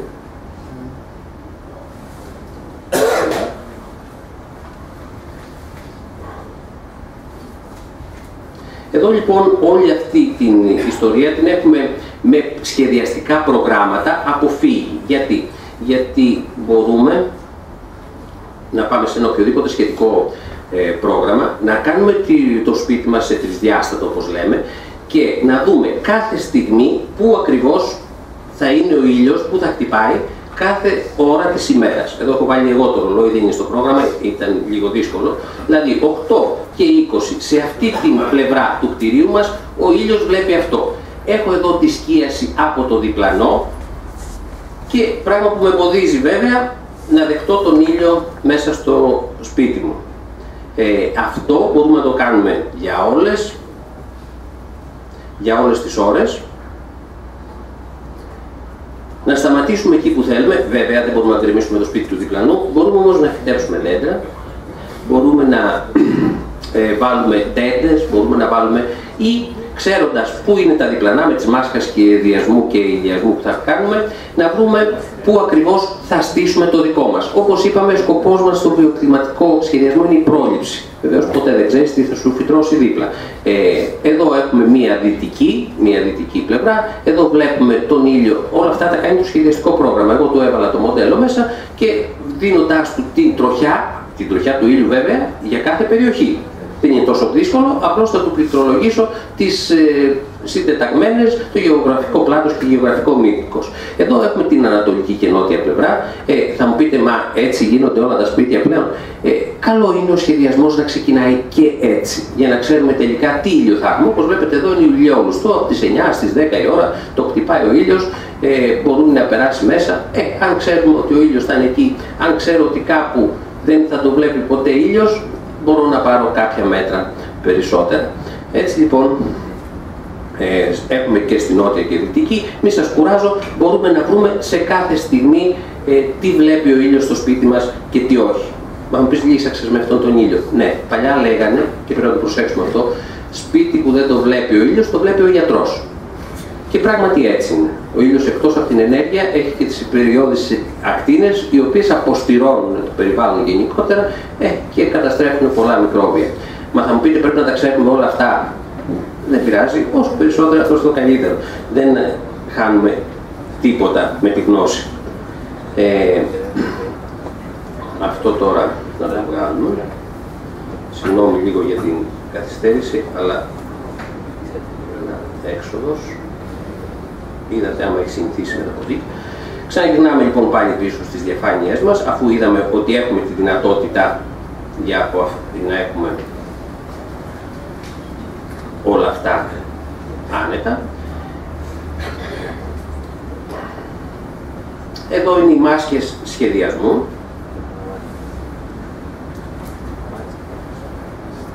Ναι, έπρεπε να έχω ένα ποντίκι. Συγγνώμη. Και το εντάξει. Όχι, μην πάμε πίσω. Ωραία.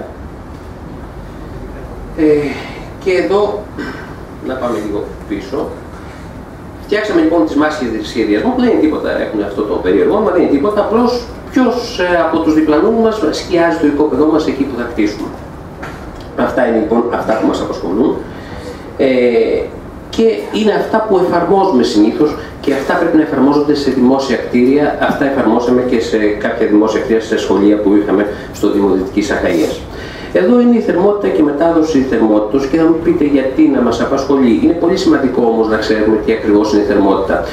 Δεν είναι μια μορφή ενέργειας η θερμότητα, είναι απλώς ροή ενέργειας, όπως λέμε στη φυσική, όπως λέμε εμείς στη φυσική. Δεν σας απασχολεί όμως αυτό. Το θέμα είναι ότι με ποιους τρόπους μπορεί να μεταδίδεται. Με αγωγή, μεταφορά και ακτινοβολία. Καταλαβαίνετε, αγωγή είναι όταν δεν έχουμε μεταφορά ύλης, αλλά όταν σε μοριακό επίπεδο περνάει από το ένα μόριο στο άλλο. Μεταφορά, το καταλαβαίνετε, είναι αυτό που μπορεί να γίνει με τον αέρα, με διάφορα μέσα. Δηλαδή, ζεσταίνεται ο αέρας και μεταφέρεται στη θέση του ψυχρού. Ο ψυχρότερος παίρνει τη θέση του θερμότερου και έχουμε ένα κύκλο. Προς τα πάνω πάει ο θερμότερος. Και η ακτινοβολία ας απασχολεί τους φυσικούς. Είναι και αυτή που έχουμε από τον ήλιο γενικότερα. Εμείς από αυτό θα κρατήσουμε το φαινόμενο του θερμοκηπίου. Είναι εκείνο ακριβώς που έχετε όταν το καλοκαίρι αφήνετε το αυτοκίνητο στον ήλιο, που ανοίγοντας την πόρτα σε παίρνει μια λάβρα και το πώς αποφεύγεται. Όπως καταλαβαίνετε, όπως ξέρετε, αφήνοντας το τζαμάκι ανοιχτό έτσι ώστε να φεύγει ο ήλιος. Γιατί γίνεται αυτό? Είναι καλό να το ξέρουμε, έχει ενδιαφέρον. Το τζάμι είναι περατό για συγκεκριμένο μήκος κύματος.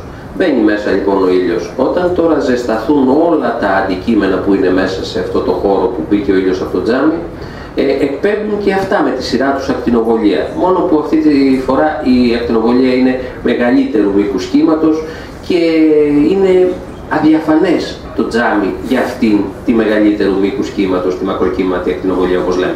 Αυτό το απλό φαινόμενο είναι. Αυτό λοιπόν το απλό φαινόμενο εμείς θέλουμε να το εκμεταλλευτούμε, ενώ στο αυτοκίνητο μας ταλαιπωρεί, θα θέλαμε να μας ζεσταίνει το σπίτι. Έχει ενδιαφέρον ότι τα θερμικά φορτία σε ένα κτίριο, και εδώ έχω κάποια παράσταση για τους 36 μοίρες και 40 μοίρες, το καλοκαίρι βλέπετε, εκεί που είναι παχύ το βέλος, βλέπετε ότι το καλοκαίρι τα πολλά φορτία είναι στη στέγη. Ενώ το χειμώνα αντίθετα γυρίζει ο ήλιος και τα πολλά φορτία είναι στο νότο. Από εκεί προκύπτει εύκολα πού θα πρέπει να έχω εγώ ανοίγματα και τι θα πρέπει να προστατεύω στο σπίτι μου, εάν θέλω να έχω ζεστό το χειμώνα και κρύο το καλοκαίρι. Γιατί δεν το θέλουμε να έχει μία διάσταση μόνο. Έτσι είναι σημαντικό να έχουμε ένα σωστό προσανατολισμό στον άξονα του κτηρίου μας. Όπως βλέπετε εδώ στο πάνω μέρος, ο ήλιος το καλοκαίρι είναι ψηλά, οπότε οι ακτίνες του πέφτουν πιο κάτω. Ενώ το χειμώνα, όπως έχουμε δει από τους ηλιακούς χάρτες, πρέπει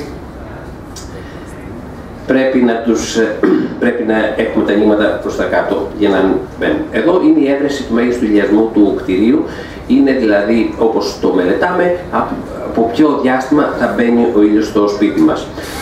Σημαντικό είναι στα παθητικά ηλιακά συστήματα και τα υλικά. Τα υλικά τα οποία θα χρησιμοποιήσουμε έτσι ώστε ή να καθυστερήσουμε ενδεχομένως τις μεταβολές της εξωτερικής θερμοκρασίας σε σχέση με την εσωτερική. Με διακομμένη γραμμή είναι η εξωτερική, με συνεχή είναι η εσωτερική. Όπως βλέπετε, η εξωτερική μπορεί να είναι πιο ψηλά, είναι πιο μεγάλη, εσωτερικά όμως μπαίνει τελικά πιο μικρή. Και πότε εμφανίζονται τα μέγιστα είναι σημαντικό στη χρονική καθυστέρηση. Γιατί αν αυτά μπορέσουμε να τα εκμεταλλευτούμε, θα μπορούμε το βράδυ και την ημέρα να έχουμε διαφορετική συμπεριφορά στο κτίριό μας. Παθητικά συστήματα είναι τα παθητικά του άμεσου κέρδους, όταν ο ήλιος μπαίνει κατευθείαν μέσα από το τζάμι μας, στο σπίτι, στο άνοιγμα, και είτε είναι με διάχυση ή χωρίς διάχυση. Τα ανοίγματα λοιπόν εμείς τα διατάσσουμε προς τον νότο, έτσι ώστε να μπαίνουν μέσα όλα αυτά τα, όπως θέλουμε, όλες οι ευεργετικές ιδιότητες του ήλιου το χειμώνα. Γιατί όπως είδατε, το ήλιο στο χειμώνα είναι χαμηλά και μπορεί να μπει στα ανοίγματα που του έχουμε βάλει εμείς. Προχωρώντας τώρα τα πλεονεκτήματα, και νομίζω δεν είναι περισσότερο για τους εκπαιδευόμενους, γιατί εγώ έχω πάρει αυτή την πληροφοριακή διάσταση αυτή τη στιγμή, τι μεθόδους μπορούμε να χρησιμοποιήσουμε έτσι ώστε να εγκλωβίζουμε τα θερμικά αυτά φορτία και να τα περνάμε μες στο σπίτι. Ξέρετε, θα έχετε ακούσει ενδεχομένως, είναι τείχος μάζας, τείχος τρόπ, τείχος νερού, αραιοσυλλέκτες, θερμοκήπιο. Το θερμοκήπιο είναι μια πολύ καλή λύση. Να δούμε λίγο, ο τείχος μάζας δεν είναι τίποτα το σπουδαίο, είναι μπροστά ένα ιαλοστάσιο και πίσω είναι ένας τείχος με κάποια συγκεκριμένη μάζα. Το μπετόν είναι καλύτερα. Αντί για μπετόν μπορούμε να βάλουμε νερό, δηλαδή να εγκλωβίσουμε νερό. Σημαντικό είναι ότι αυτό είναι τεχνικά πιο δύσκολο, πρέπει να χρησιμοποιήσουμε κάποιες τεχνικές για το νερό και δεν είναι, κατά τη γνώμη μου, τόσο πολλά τα ωφέλη τα οποία κερδίζουμε, αντί να έχουμε ένα τοίχο είτε από μπετό είτε από τοιχοποιία, οι οποίοι όμως οι στρώσεις της θα επηρεάζουν αυτό που είχαμε πει προηγουμένως, την χρονική καθυστέρηση. Όλα αυτά πρέπει ένας μηχανικός να τα συνδυάσει. Και αυτό είναι το δύσκολο στην υπόθεση, γιατί σαν θεωρία φαίνεται απλό. Τείχος τρόπου είναι όταν αυτός ο αέρας που είναι ανάμεσα στο γυαλί και στον τοίχο μπορούμε με διάφορες διόδους να το περνάμε, να μην έχουμε μόνο δηλαδή την αγωγή, αλλά να έχουμε και μεταφορά θερμότητος μέσα στο κτίριό μας, μέσα στο δωμάτιο που θέλουμε να θερμαίνουμε. Δηλαδή να εκμεταλλευτούμε και την αγωγή και την μεταφορά. Είναι αυτά που είπαμε προηγουμένως που πρέπει να συνδυάσουμε. Εδώ έχουμε τα πλεονεκτήματα και τα μειονεκτήματα, και εδώ είναι ένα σύστημα με νερό, είναι στη θέση του μπετό έχει νερό και παράλληλα, επειδή είναι λιγότερο αποδυτικό, μπορούμε να συνδυάσουμε και ένα τοίχο μάζας. Βλέπουμε στη συνέχεια δηλαδή πώς γίνεται. Εδώ είναι τα θερμοκήπια, είναι μια πολύ καλή λύση γιατί έχει το πράσινο, αποκτάει το σπίτι και μια άλλη διάσταση και έτσι μπορούμε να απολαύσουμε και τα ωφέλη του πρασίνου. Δεν συνηθίζονται τα θερμοκήπια γιατί γενικά είπαμε ότι τις τελευταίες δεκαετίες, σε αυτή την, έτσι όπως έχουμε οργανώσει τη ζωή μας, φτιάξαμε γυάλινα κτίρια και κλιματιστικό. Οπότε είχαμε όλο τον καιρό να ασχοληθούμε με τα εσώτερα και όχι με την έπαφή μας με το περιβάλλον. Δεν ξέρω αν ήταν καλό ή κακό. Επειδή επειδή όμως έχει πάρει τέτοια διάσταση η βιοκλιματική αρχιτεκτονική, πιστεύω ότι μάλλον ήταν λάθος, γι' αυτό και μας απασχολεί. Φυσικά θα θέλετε να μάθετε το κόστος. Το κόστος τώρα χοντρικά σας το λέω, σε μέσο όρο μπορεί να γίνει 6 έως 7% ένα βιοκλιματικό κτίριο, παραπάνω από το άλλο το συμβατικό. Βεβαίως, όπως καταλαβαίνετε, στην πορεία θα γίνει απόσβεση από τα ωφέλη που έχουμε από την εξοικονόμηση ενέργειας. Το έθριο είναι μια πολύ καλή λύση μέσα στο βιοκλιματικό σχεδιασμό. Εδώ φυσικά οι Άραβες το χρησιμοποιούν. Το πρώτο είναι αραβικό, το δεύτερο ισπανικό. Το χρησιμοποιούν γιατί έχουν τόσο θερμά και υγρά κλίμακα εκεί. Το έθριο είναι παλιά τακτική, όπως βλέπετε εδώ ήταν πεπλήθες. Δίπλα φυσικά δεν μπορούσε να λείπει από αυτά ο Le Corbusier. Είδατε, δεν χρειάζεται να του δώσεις ένα όνομα. Βιοκλιματική, μπορεί να τη χρησιμοποιήσει και χωρίς να το ξέρει ποτέ κανένας, όπως τα παραδοσιακά κτίρια. Εδώ είναι ενεργειακός σχεδιασμός του κτίριου της ΕΣΥΑΣ με το έθριο και το φυσικό ηλιασμό. Για την ψήξη είναι πολύ καλά και το χρησιμοποιούσαν στη Συρία από ηλιακές καμινάδες, οι οποίες λειτουργούν και αυτές με τη βοήθεια ενός γυαλιού στην από εδώ πλευρά, έτσι ώστε να επιταχύνεται και να βοηθάει τον αέρα, γιατί τον θερμαίνει εκείνη τη στιγμή, να φεύγει προς τα πάνω. Γι' αυτό προσοχή στα τζάκια στο σπίτι, μπορεί να μην λειτουργούν, αλλά από εκεί φεύγει ο αέρας. Και όταν φεύγει ο αέρας, στα σπίτια, τα ελληνικά σπίτια που δεν προσέχουμε την αεροστεγανότητα, αλλάζει μέσα σε 10 λεπτά. Το λογικό είναι να αλλάζει μέσα σε μία ώρα. Ναι, φεύγουν τόσος αέρας από αυτές τις τρύπες που εσείς δεν του δίνετε καμία σημασία, αλλά είναι εκεί και βγάζουν τον αέρα έξω. Έτσι εμείς φτιάχνουμε ένα διάγραμμα ρεσβινού για την ψήξη του κτηρίου,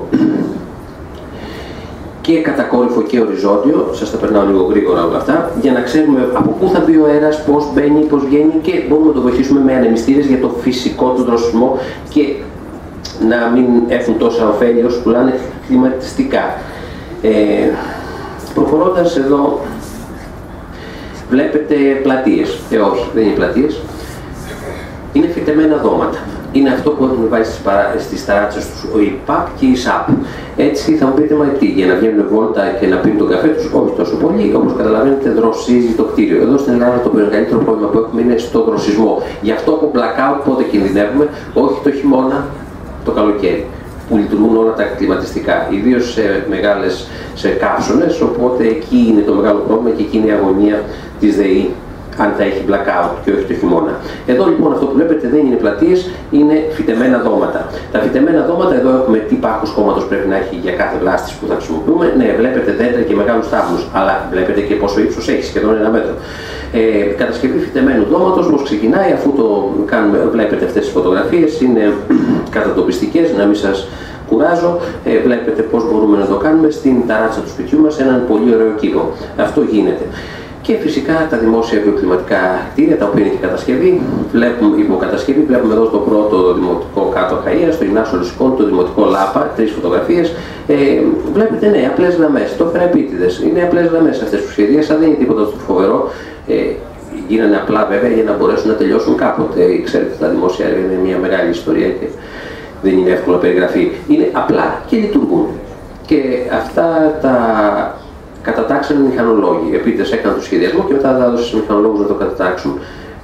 Το βρήκαν πολύ καλά, κοντά στο Α. Τα δύο. Βεβαίως, εκεί που ανακατεύτηκε η αρχαιολογία, στο τρίτο ήταν λίγο πολύ δύσκολο και πολύ. Και εδώ έρχομαι στο θεσμικό πλαίσιο για να κλείσω. Το θεσμικό πλαίσιο, μάλλον καλύτερα να δούμε και τον περιβάλλοντα χώρο, είναι πιο ευχάριστο αυτό παρά τα έργα μου. Όχι, δεν μπορούμε να κάνουμε βιοκλιματικό σχεδιασμό με τείχους. Θα πρέπει να προσέξουμε και το τι περιβάλλει τους τείχους μας. Βλάστηση, ο αερισμός, πώς θα περάσει. Πρέπει να φιλτραριστεί από κάπου. Ξέρετε όλοι τι έχουμε. Έπρεπε να φιλτραριστούν ο αέρας, δηλαδή για να έρχεται μέσα στις σχολικές αίθουσες, έπρεπε να φιλτραριστεί. Έβαλα 6 μέτρα γύρω-γύρω από τα κάγκελα φυτά. Βεβαίως δεν πέρασε. Το θεσμικό πλαίσιο. Το θεσμικό πλαίσιο λοιπόν είναι ένας σοβαρός αναστολέας του βιοκλιματικού σχεδιασμού.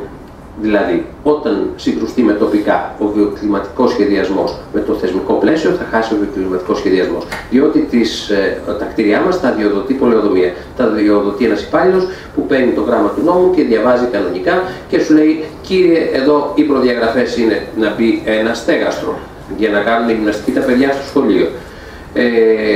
Ναι, αλλά δεν χωράει. Δεν με ενδιαφέρει. Έχω προβλέψει να βάλω στο υπόγειο ένα μέρος, γιατί 60 μέρες το χρόνο θα βρέχει εκεί κάπου. Τις 15 μέρες θα είναι τα παιδιά στο σχολείο. Ποιος τρελός γυμναστής θα βγάλει τα παιδάκια 7, 8, 10 χρονών να χοροπηδάνε στη βροχή και στον αιμοβρόχη?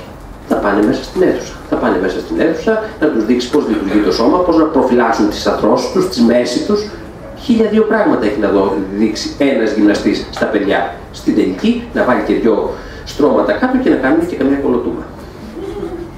Δηλαδή υπάρχουν λύσεις. Όχι, τελικά στη μετοπική αυτή σύγκρουση βεβαίως έχασε ο κλιματικός σχεδιασμός. Μπήκε το στέγαστο μπροστά στο σχολείο με το ζόρι και σκιάζει κάποιες αίθουσες. Αυτό μου δημιουργεί προβλήματα. Θέλω να πω λοιπόν ότι δυστυχώς το θεσμικό πλαίσιο, γι' αυτό είπαμε στην αρχή, είναι πολύ σημαντικό, οι πρακτικές. Δηλαδή, γιατί τα κάνουμε όλα αυτά? Όχι για τους ωφελούμενους, λάθος λέξη, γιατί τα κάνουμε, ναι, τα κάνουμε γιατί η κοινωνία πρέπει να συνηθίσει σε σωστές πρακτικές. Και κάνοντας αυτές τις σωστές πρακτικές θα συνομωτήσει το σύμπαν για πρώτη φορά. Το άλλο που έλεγε ο Κοέλιο ήταν ψέματα, παραμύθια, έγραφε ο άνθρωπος. Θα συνομωτήσει λοιπόν το σύμπαν, το γύρω μας για πρώτη φορά και θα έχει μια συνολική καλύτερη συμπεριφορά απέναντί μας. Αυτά, ευχαριστώ πολύ για την προσοχή σας και σας κούρασα σίγουρα. Να ευχαριστήσουμε τον συνάδελφο Γεωργακόπουλο και να έρθει για την τελευταία εισήγηση ο κ. Αυγέλης. Θα αναφερθεί στην εξοικονόμηση ενέργειας σε συστήματα θέρμανσης ψήξης. Είναι από την άλλη ομάδα εργασίας του ΤΕΕ για το ΤΟΠΣΑ και παρουσιάζει ως εκπρόσωπος της ομάδας.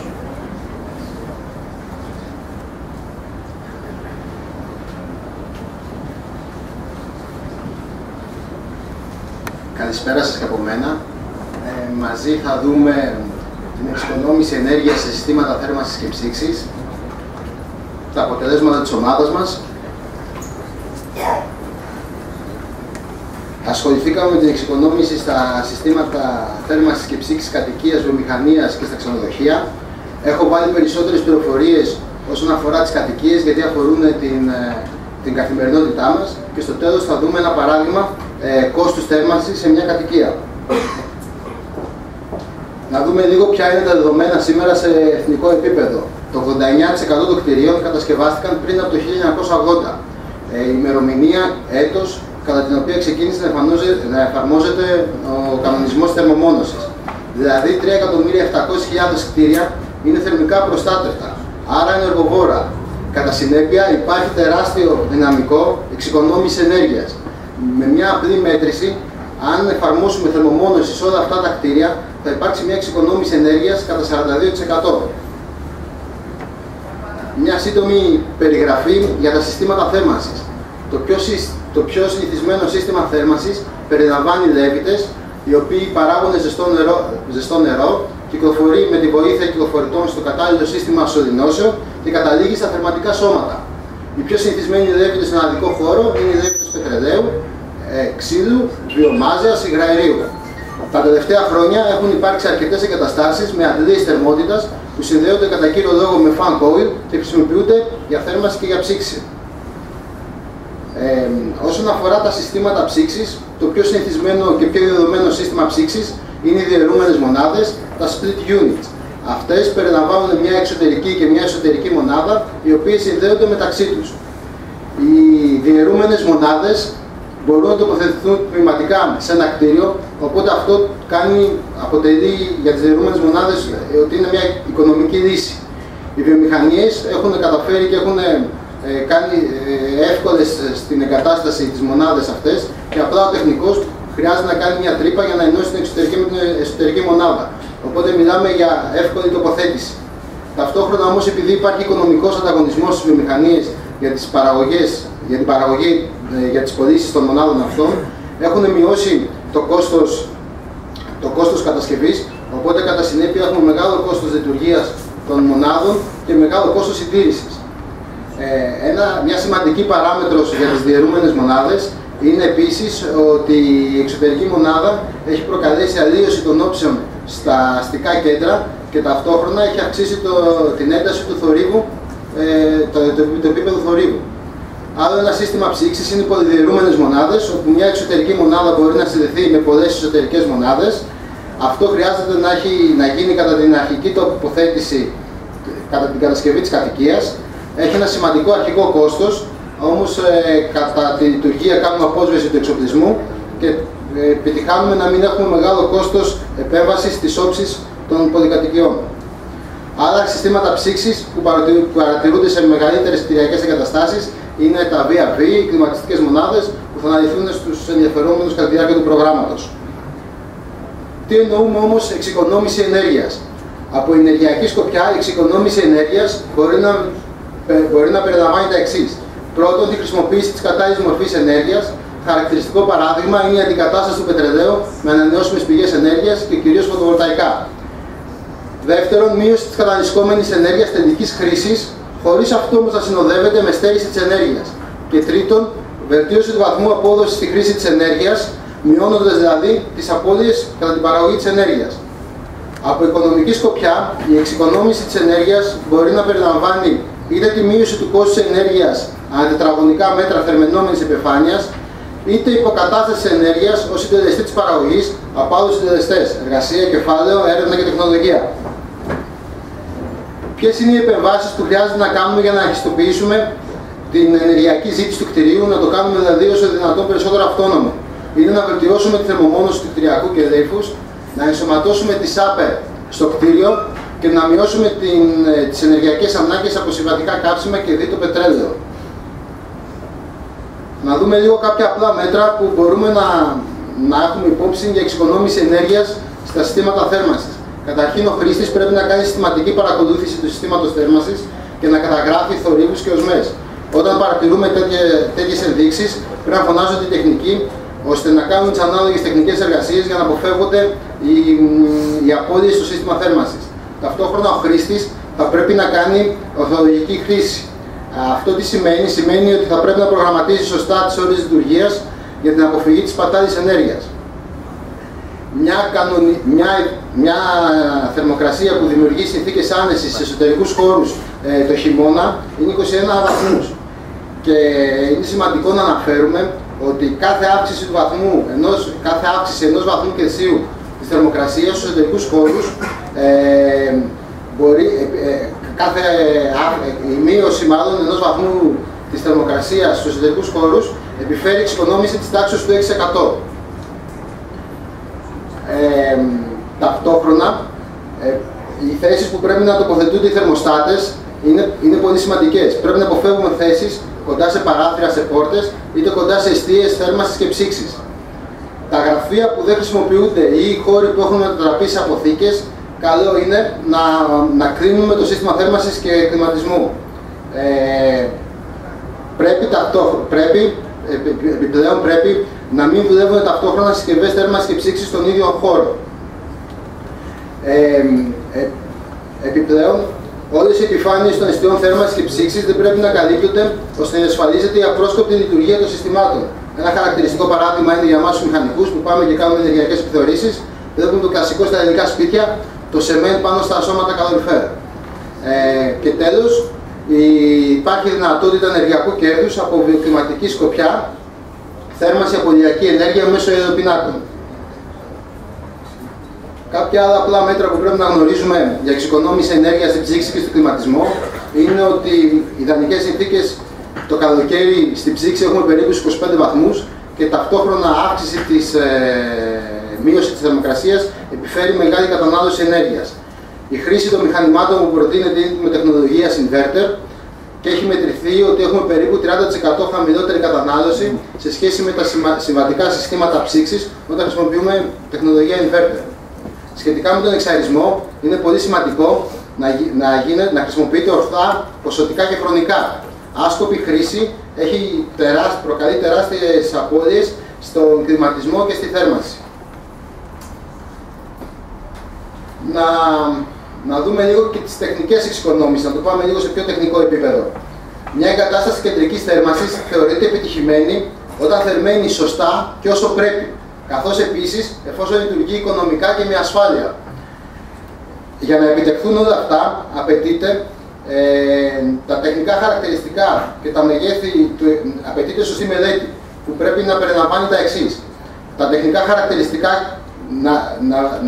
χαρακτηριστικά και τα μεγέθη του εξοπλισμού να προσδιοριστούν ακριβώς, να υπάρχει ακριβώς υπολογισμός των θερμικών απαιτήσεων των χώρων, καλός σχεδιασμός των δικτύων διανομής, σωστή διάταξη του εξοπλισμού του συστήματος και λειτουργική σύνδεση και ρύθμιση των διαφόρων στοιχείων του συστήματος θέρμανσης. Για να τα επιτύχουμε όλα τα προηγούμενα, πρέπει να κάνουμε κάποιες βασικές παρεμβάσεις. Το κεντρικό σύστημα πρέπει να δυσυσσολογείται μετά από ειδική μελέτη από μηχανολόγο μηχανικό, λαμβάνοντας υπόψη όλα όσα έχουν σχεδιάσει οι συνάδελφοι πολιτική μηχανική στο Κέντρος. Σε μεσαίου μεγέθους εγκαταστάσεις και πάντοτε στις μεγάλες προτιμούνται περισσότεροι του ενός λέβητες. Ένας λέβητας χωρίς μόνωση μπορεί να έχει τεράστιες απώλειες, που είναι συνηθισμένο στον ελλαδικό χώρο. Μπορεί να έχουμε απώλειες πάνω από 5% σε αμόνωτους λέβητες, σε παλιούς λέβητες και κακοσυντηρημένους. Οι σωληνώσεις που περνούν μέσα από μη θερμαινόμενους χώρους θα πρέπει να μονώνονται επιμελώς. Προτείνεται η χρήση θερμοστάτη στα θερμοτικά σώματα, καθώς έτσι μόνο επιτυχάνεται η απαραίτητη και επιθυμητή θερμοκρασία σε έναν χώρο. Και τέλος, για να αποφευχθεί η κατασπατάληση ενέργειας όταν θερμαίνονται οι χώροι, δίχως αυτό να είναι αναγκαίο, υπάρχουν τρόποι ώστε ο λέβητας να ρυθμίζεται με ειδικά συστήματα και ανάλογα να ανταποκρίνεται στην εξωτερική θερμοκρασία. Είναι η λεγόμενη αντιστάθμιση. Να δούμε λίγο τις τεχνικές εξοικονόμησης σε συστήματα ψήξης. Για τη μείωση των ψυκτικών φορτίων μέσω του κτηριακού κερύφους προτείνουμε τη χρήση σκιάστρων για περιορισμό των ηλιακών κερδών, φυτοκάλυψη του δώματος που είδαμε από τον προηγούμενο συνάδελφο και χρήση βαφής με ανακτιστικές ιδιότητες. Οι τεχνικές εξοικονόμησης ενέργειας συστήματα ψήξης όσον αφορά συστάσεις για τα συστήματα ψήξης είναι λίγο τεχνικές. Να επισημάνω λίγο τα κυριότερα σημεία. Είναι ότι πρέπει να χρησιμοποιούμε πιστοποιημένο εξοπλισμό, πρέπει να κάνουμε χρήση του inverter που είπαμε και νωρίτερα, θα πρέπει να καθαρίζουμε και να αντικαθιστούμε τα φίλτρα και να εφαρμόζουμε πρόγραμμα ενεργειακής διαχείρισης του συστήματος ψήξης. Να δούμε λίγο γρήγορα την εξοικονόμηση ενέργειας στη βιομηχανία. Σύμφωνα με το ενεργειακό ισοζύγιο της χώρας μας, η συμμετοχή της βιομηχανίας στη συνολική κατανάλωση ενέργειας ανέρχεται περίπου στο 23%. Το νούμερο αυτό, το ποσοστό αυτό είναι υψηλό σε σχέση με άλλες χώρες της Ευρωπαϊκής Ένωσης που εμφανίζουν παρεμφερή βιομηχανική δομή. Και είναι αυτά που είπαν χτες και οι εκπρόσωποι του Συνδέσμου Ελλήνων Βιομηχάνων και οι εκπρόσωποι της βιομηχανικής περιοχής. Αυτό που επηρεάζει τις βιομηχανίες, το κόστος της ενέργειας προστίθεται στο κόστος του τελικού προϊόντος. Και λαμβάνοντας υπόψη ότι η ελληνική εγχώρια αγορά έχει μειωθεί αρκετά, οι βιομηχανίες προσπαθούν να εξάγουν τα προϊόντα τους. Και για να γίνουν ανταγωνιστικές πρέπει να μειώσουν το ενεργειακό τους κόστος, ώστε να έχουν ανταγωνιστικές τιμές στο τελικό προϊόν. Οι προτάσεις επεμβάσεων που προτείνουμε είναι η χρήση αυτοματισμών, η αλλαγή καυσίμου με χρήση ΑΠΕ και ταυτόχρονη παραγωγή θερμικής και ψυκτικής ενέργειας. Βέβαια, πρέπει να επισημάνουμε ότι κάθε βιομηχανία έχει διαφορετική παραγωγική διαδικασία, οπότε αλλάζουν και οι ανάγκες εξοικονόμησης. Και για την κάθε βιομηχανία πρέπει να γίνει μια μελέτη, μια ενεργειακή επιθεώρηση από τον μηχανικό, ώστε να προτείνει τα κατάλληλα μέτρα και να κοστολογήσει τα κατάλληλα μέτρα και πότε θα γίνει η απόσβεση. Αυτό που μπορούμε να πούμε σαν γενικό κανόνα είναι η εφαρμογή της θερμομόνωσης στη βιομηχανία σε δύο τομείς, στα κτίρια και εγκαταστάσεις που επιφέρει μεγάλη εξοικονόμηση όπως επέφερε και στις κατοικίες, και την θερμομόνωση στα στοιχεία της παραγωγικής διαδικασίας, στις δεξαμενές, στις ορεινώσεις του νερού και στις ορεινώσεις του σταθμού. Με αυτά, με τη θερμομόνωση, πετυχαίνουμε να έχουμε μικρότερες απώλειες στην παραγωγική διαδικασία, άρα μικρότερη κατανάλωση ενέργειας, και ταυτόχρονα πετυχαίνουμε ώστε οι εργαζόμενοι να μην έρχονται σε επαφή με επιφάνειες μεγάλης θερμοκρασίας στην παραγωγική διαδικασία και ποια είναι οι συνθήκες, γιατί δεν έχουμε μεγάλες απώλειες θερμότητας στους χώρους που εργάζονται οι εργαζόμενοι, ειδικά σε χώρους που έχουν παραγωγική διαδικασία με μεγάλες θερμοκρασίες. Να δούμε λίγο την εξοικονόμηση ενέργειας στα ξενοδοχεία. Εδώ βλέπουμε μια γραφική παράσταση όσον αφορά τις καταναλώσεις σε κάποια ξενοδοχεία. Αυτό καταρχήν αφορά ξενοδοχείο που δουλεύει ολόκληρο τη σεζόν, χειμώνα καλοκαίρι. βλέπουμε ότι η ψήξη αποτελεί το 18% της κατανάλωσης και η θέρμανση το 31% της κατανάλωσης. Ειδικά για τα ξενοδοχεία που δουλεύουν ένα εξάμηνο, η ψήξη ανεβαίνει από το 18% και πάει γύρω στο 40%, διπλασιάζεται. Τι επεμβάσεις εξοικονόμησης μπορούμε να προτείνουμε σε ξενοδοχεία? Είναι καταρχήν να συντηρείται το σύστημα θέρμανσης και ψήξης τακτικά, μιλάμε και για προληπτική συντήρηση στις μεγάλες μονάδες, ώστε να επιφέρει μείωση του κόστους λειτουργίας. Μονώσεις όλων των εξοπλισμών, ό,τι ισχύει και για τις κατοικίες, έχουν ξανά εξοικονόμηση ενέργειας. Σημαντικό είναι η χρήση αυτοματισμών, που αρχίζουμε και παρατηρούμε στα περισσότερα ξενοδοχεία, κυρίως επειδή έχουν ενταχθεί στα προγράμματα και το παρακολουθούν και οι ίδιοι. Δηλαδή να κλείνουν οι τερματικές μονάδες όταν ο κόσμος δεν υπάρχει ανθρώπινη παρουσία μέσα στο δωμάτιο, να μπλοκάρεται η χρήση του κλιματισμού όταν ο επισκέπτης ανοίγει το παράθυρο γιατί θέλει να μπει στο μπαλκόνι, αλλά ταυτόχρονα ο κλιματισμός δουλεύει και επιφέρει μεγάλη κατανάλωση στο ξενοδοχείο. Και φυσικά αυτό που λέμε όλοι οι μηχανικοί είναι ότι η παραγωγή ζεστών νερών χρήσης με ηλιακούς συλλέκτες. Τέλος, προσπαθώντας να τα πω γρήγορα για να μην σας κουράσω, γιατί είναι και η τελευταία παρουσίαση, να δούμε ένα παράδειγμα υπολογισμού κόστους θέρμανσης μιας κατοικίας. Αναλύσαμε ένα παράδειγμα για το κόστος θέρμανσης μιας κατοικίας 150 τετραγωνικών με 3 διαφορετικές επιλογές. Πρώτη επιλογή, η χρήση λέβητα πετρελαίου με συντελεστή βαθμού απόδοσης 85% και τιμή 85 ευρώ το λίτρο το πετρέλαιο. Δεύτερη επιλογή ήταν η αντλία θερμότητας με COP 3,80 και τιμή ρεύματος 13 λεπτά η κιλοβατόρα. Και τρίτη επιλογή, η γεωθερμική αντλία θερμότητας, δηλαδή αντλία θερμότητας συνδεδεμένη με γεωθερμικό σύστημα. Κάνοντας υπολογισμούς μας, να σας πάω εδώ στο τελευταίο slide, βλέπουμε κάτω από τη γραμμή ότι το κόστος του πετρελαίου, ο ιδιοκτήτης για το κόστος του πετρελαίου πλήρωσε στο ετήσιο κόστος ήταν 1.875 ευρώ. Στο δεύτερο κουτάκι βλέπουμε ότι το κόστος της χρήσης της αντλίας θερμότητας ήταν 647 ευρώ το χρόνο. Και το ετήσιο κόστος της γεωθερμικής αντλίας θερμότητας ήταν 491 ευρώ. Κάτι που το περιμέναμε είναι ότι η γεωθερμική αντλία θερμότητας είναι η πιο φθηνή στην παραγωγή ενέργειας για θέρμανση. Και βλέπουμε ότι ο ιδιοκτήτης έχει μια εξοικονόμηση χρησιμοποιώντας την αντλία θερμότητας 1.228 ευρώ σε σχέση με το πετρέλαιο και χρησιμοποιώντας τη γεωθερμική αντλία θερμότητας έχει μια εξοικονόμηση 1.384 ευρώ. Σας ευχαριστούμε. Προσπάθησα να σας αναλύσω λίγο γρήγορα την μεγάλη ήδη. Να ευχαριστήσουμε και τον Λázαρο. Με την λόγω εισήγηση ολοκληρώθηκε η συνεδρία. Σας ευχαριστούμε πάρα πολύ για την παρουσίαση και για την παρουσία τη δικιά σας. Οι ωφελούμενοι του TOPSA καλό θα είναι να περάσουμε από το περίπτερο TOPSA Ήλιος για να πάρουν κάποιες βεβαιώσεις που απαιτούνται από το πρόγραμμα. Σας ευχαριστούμε πάρα πολύ.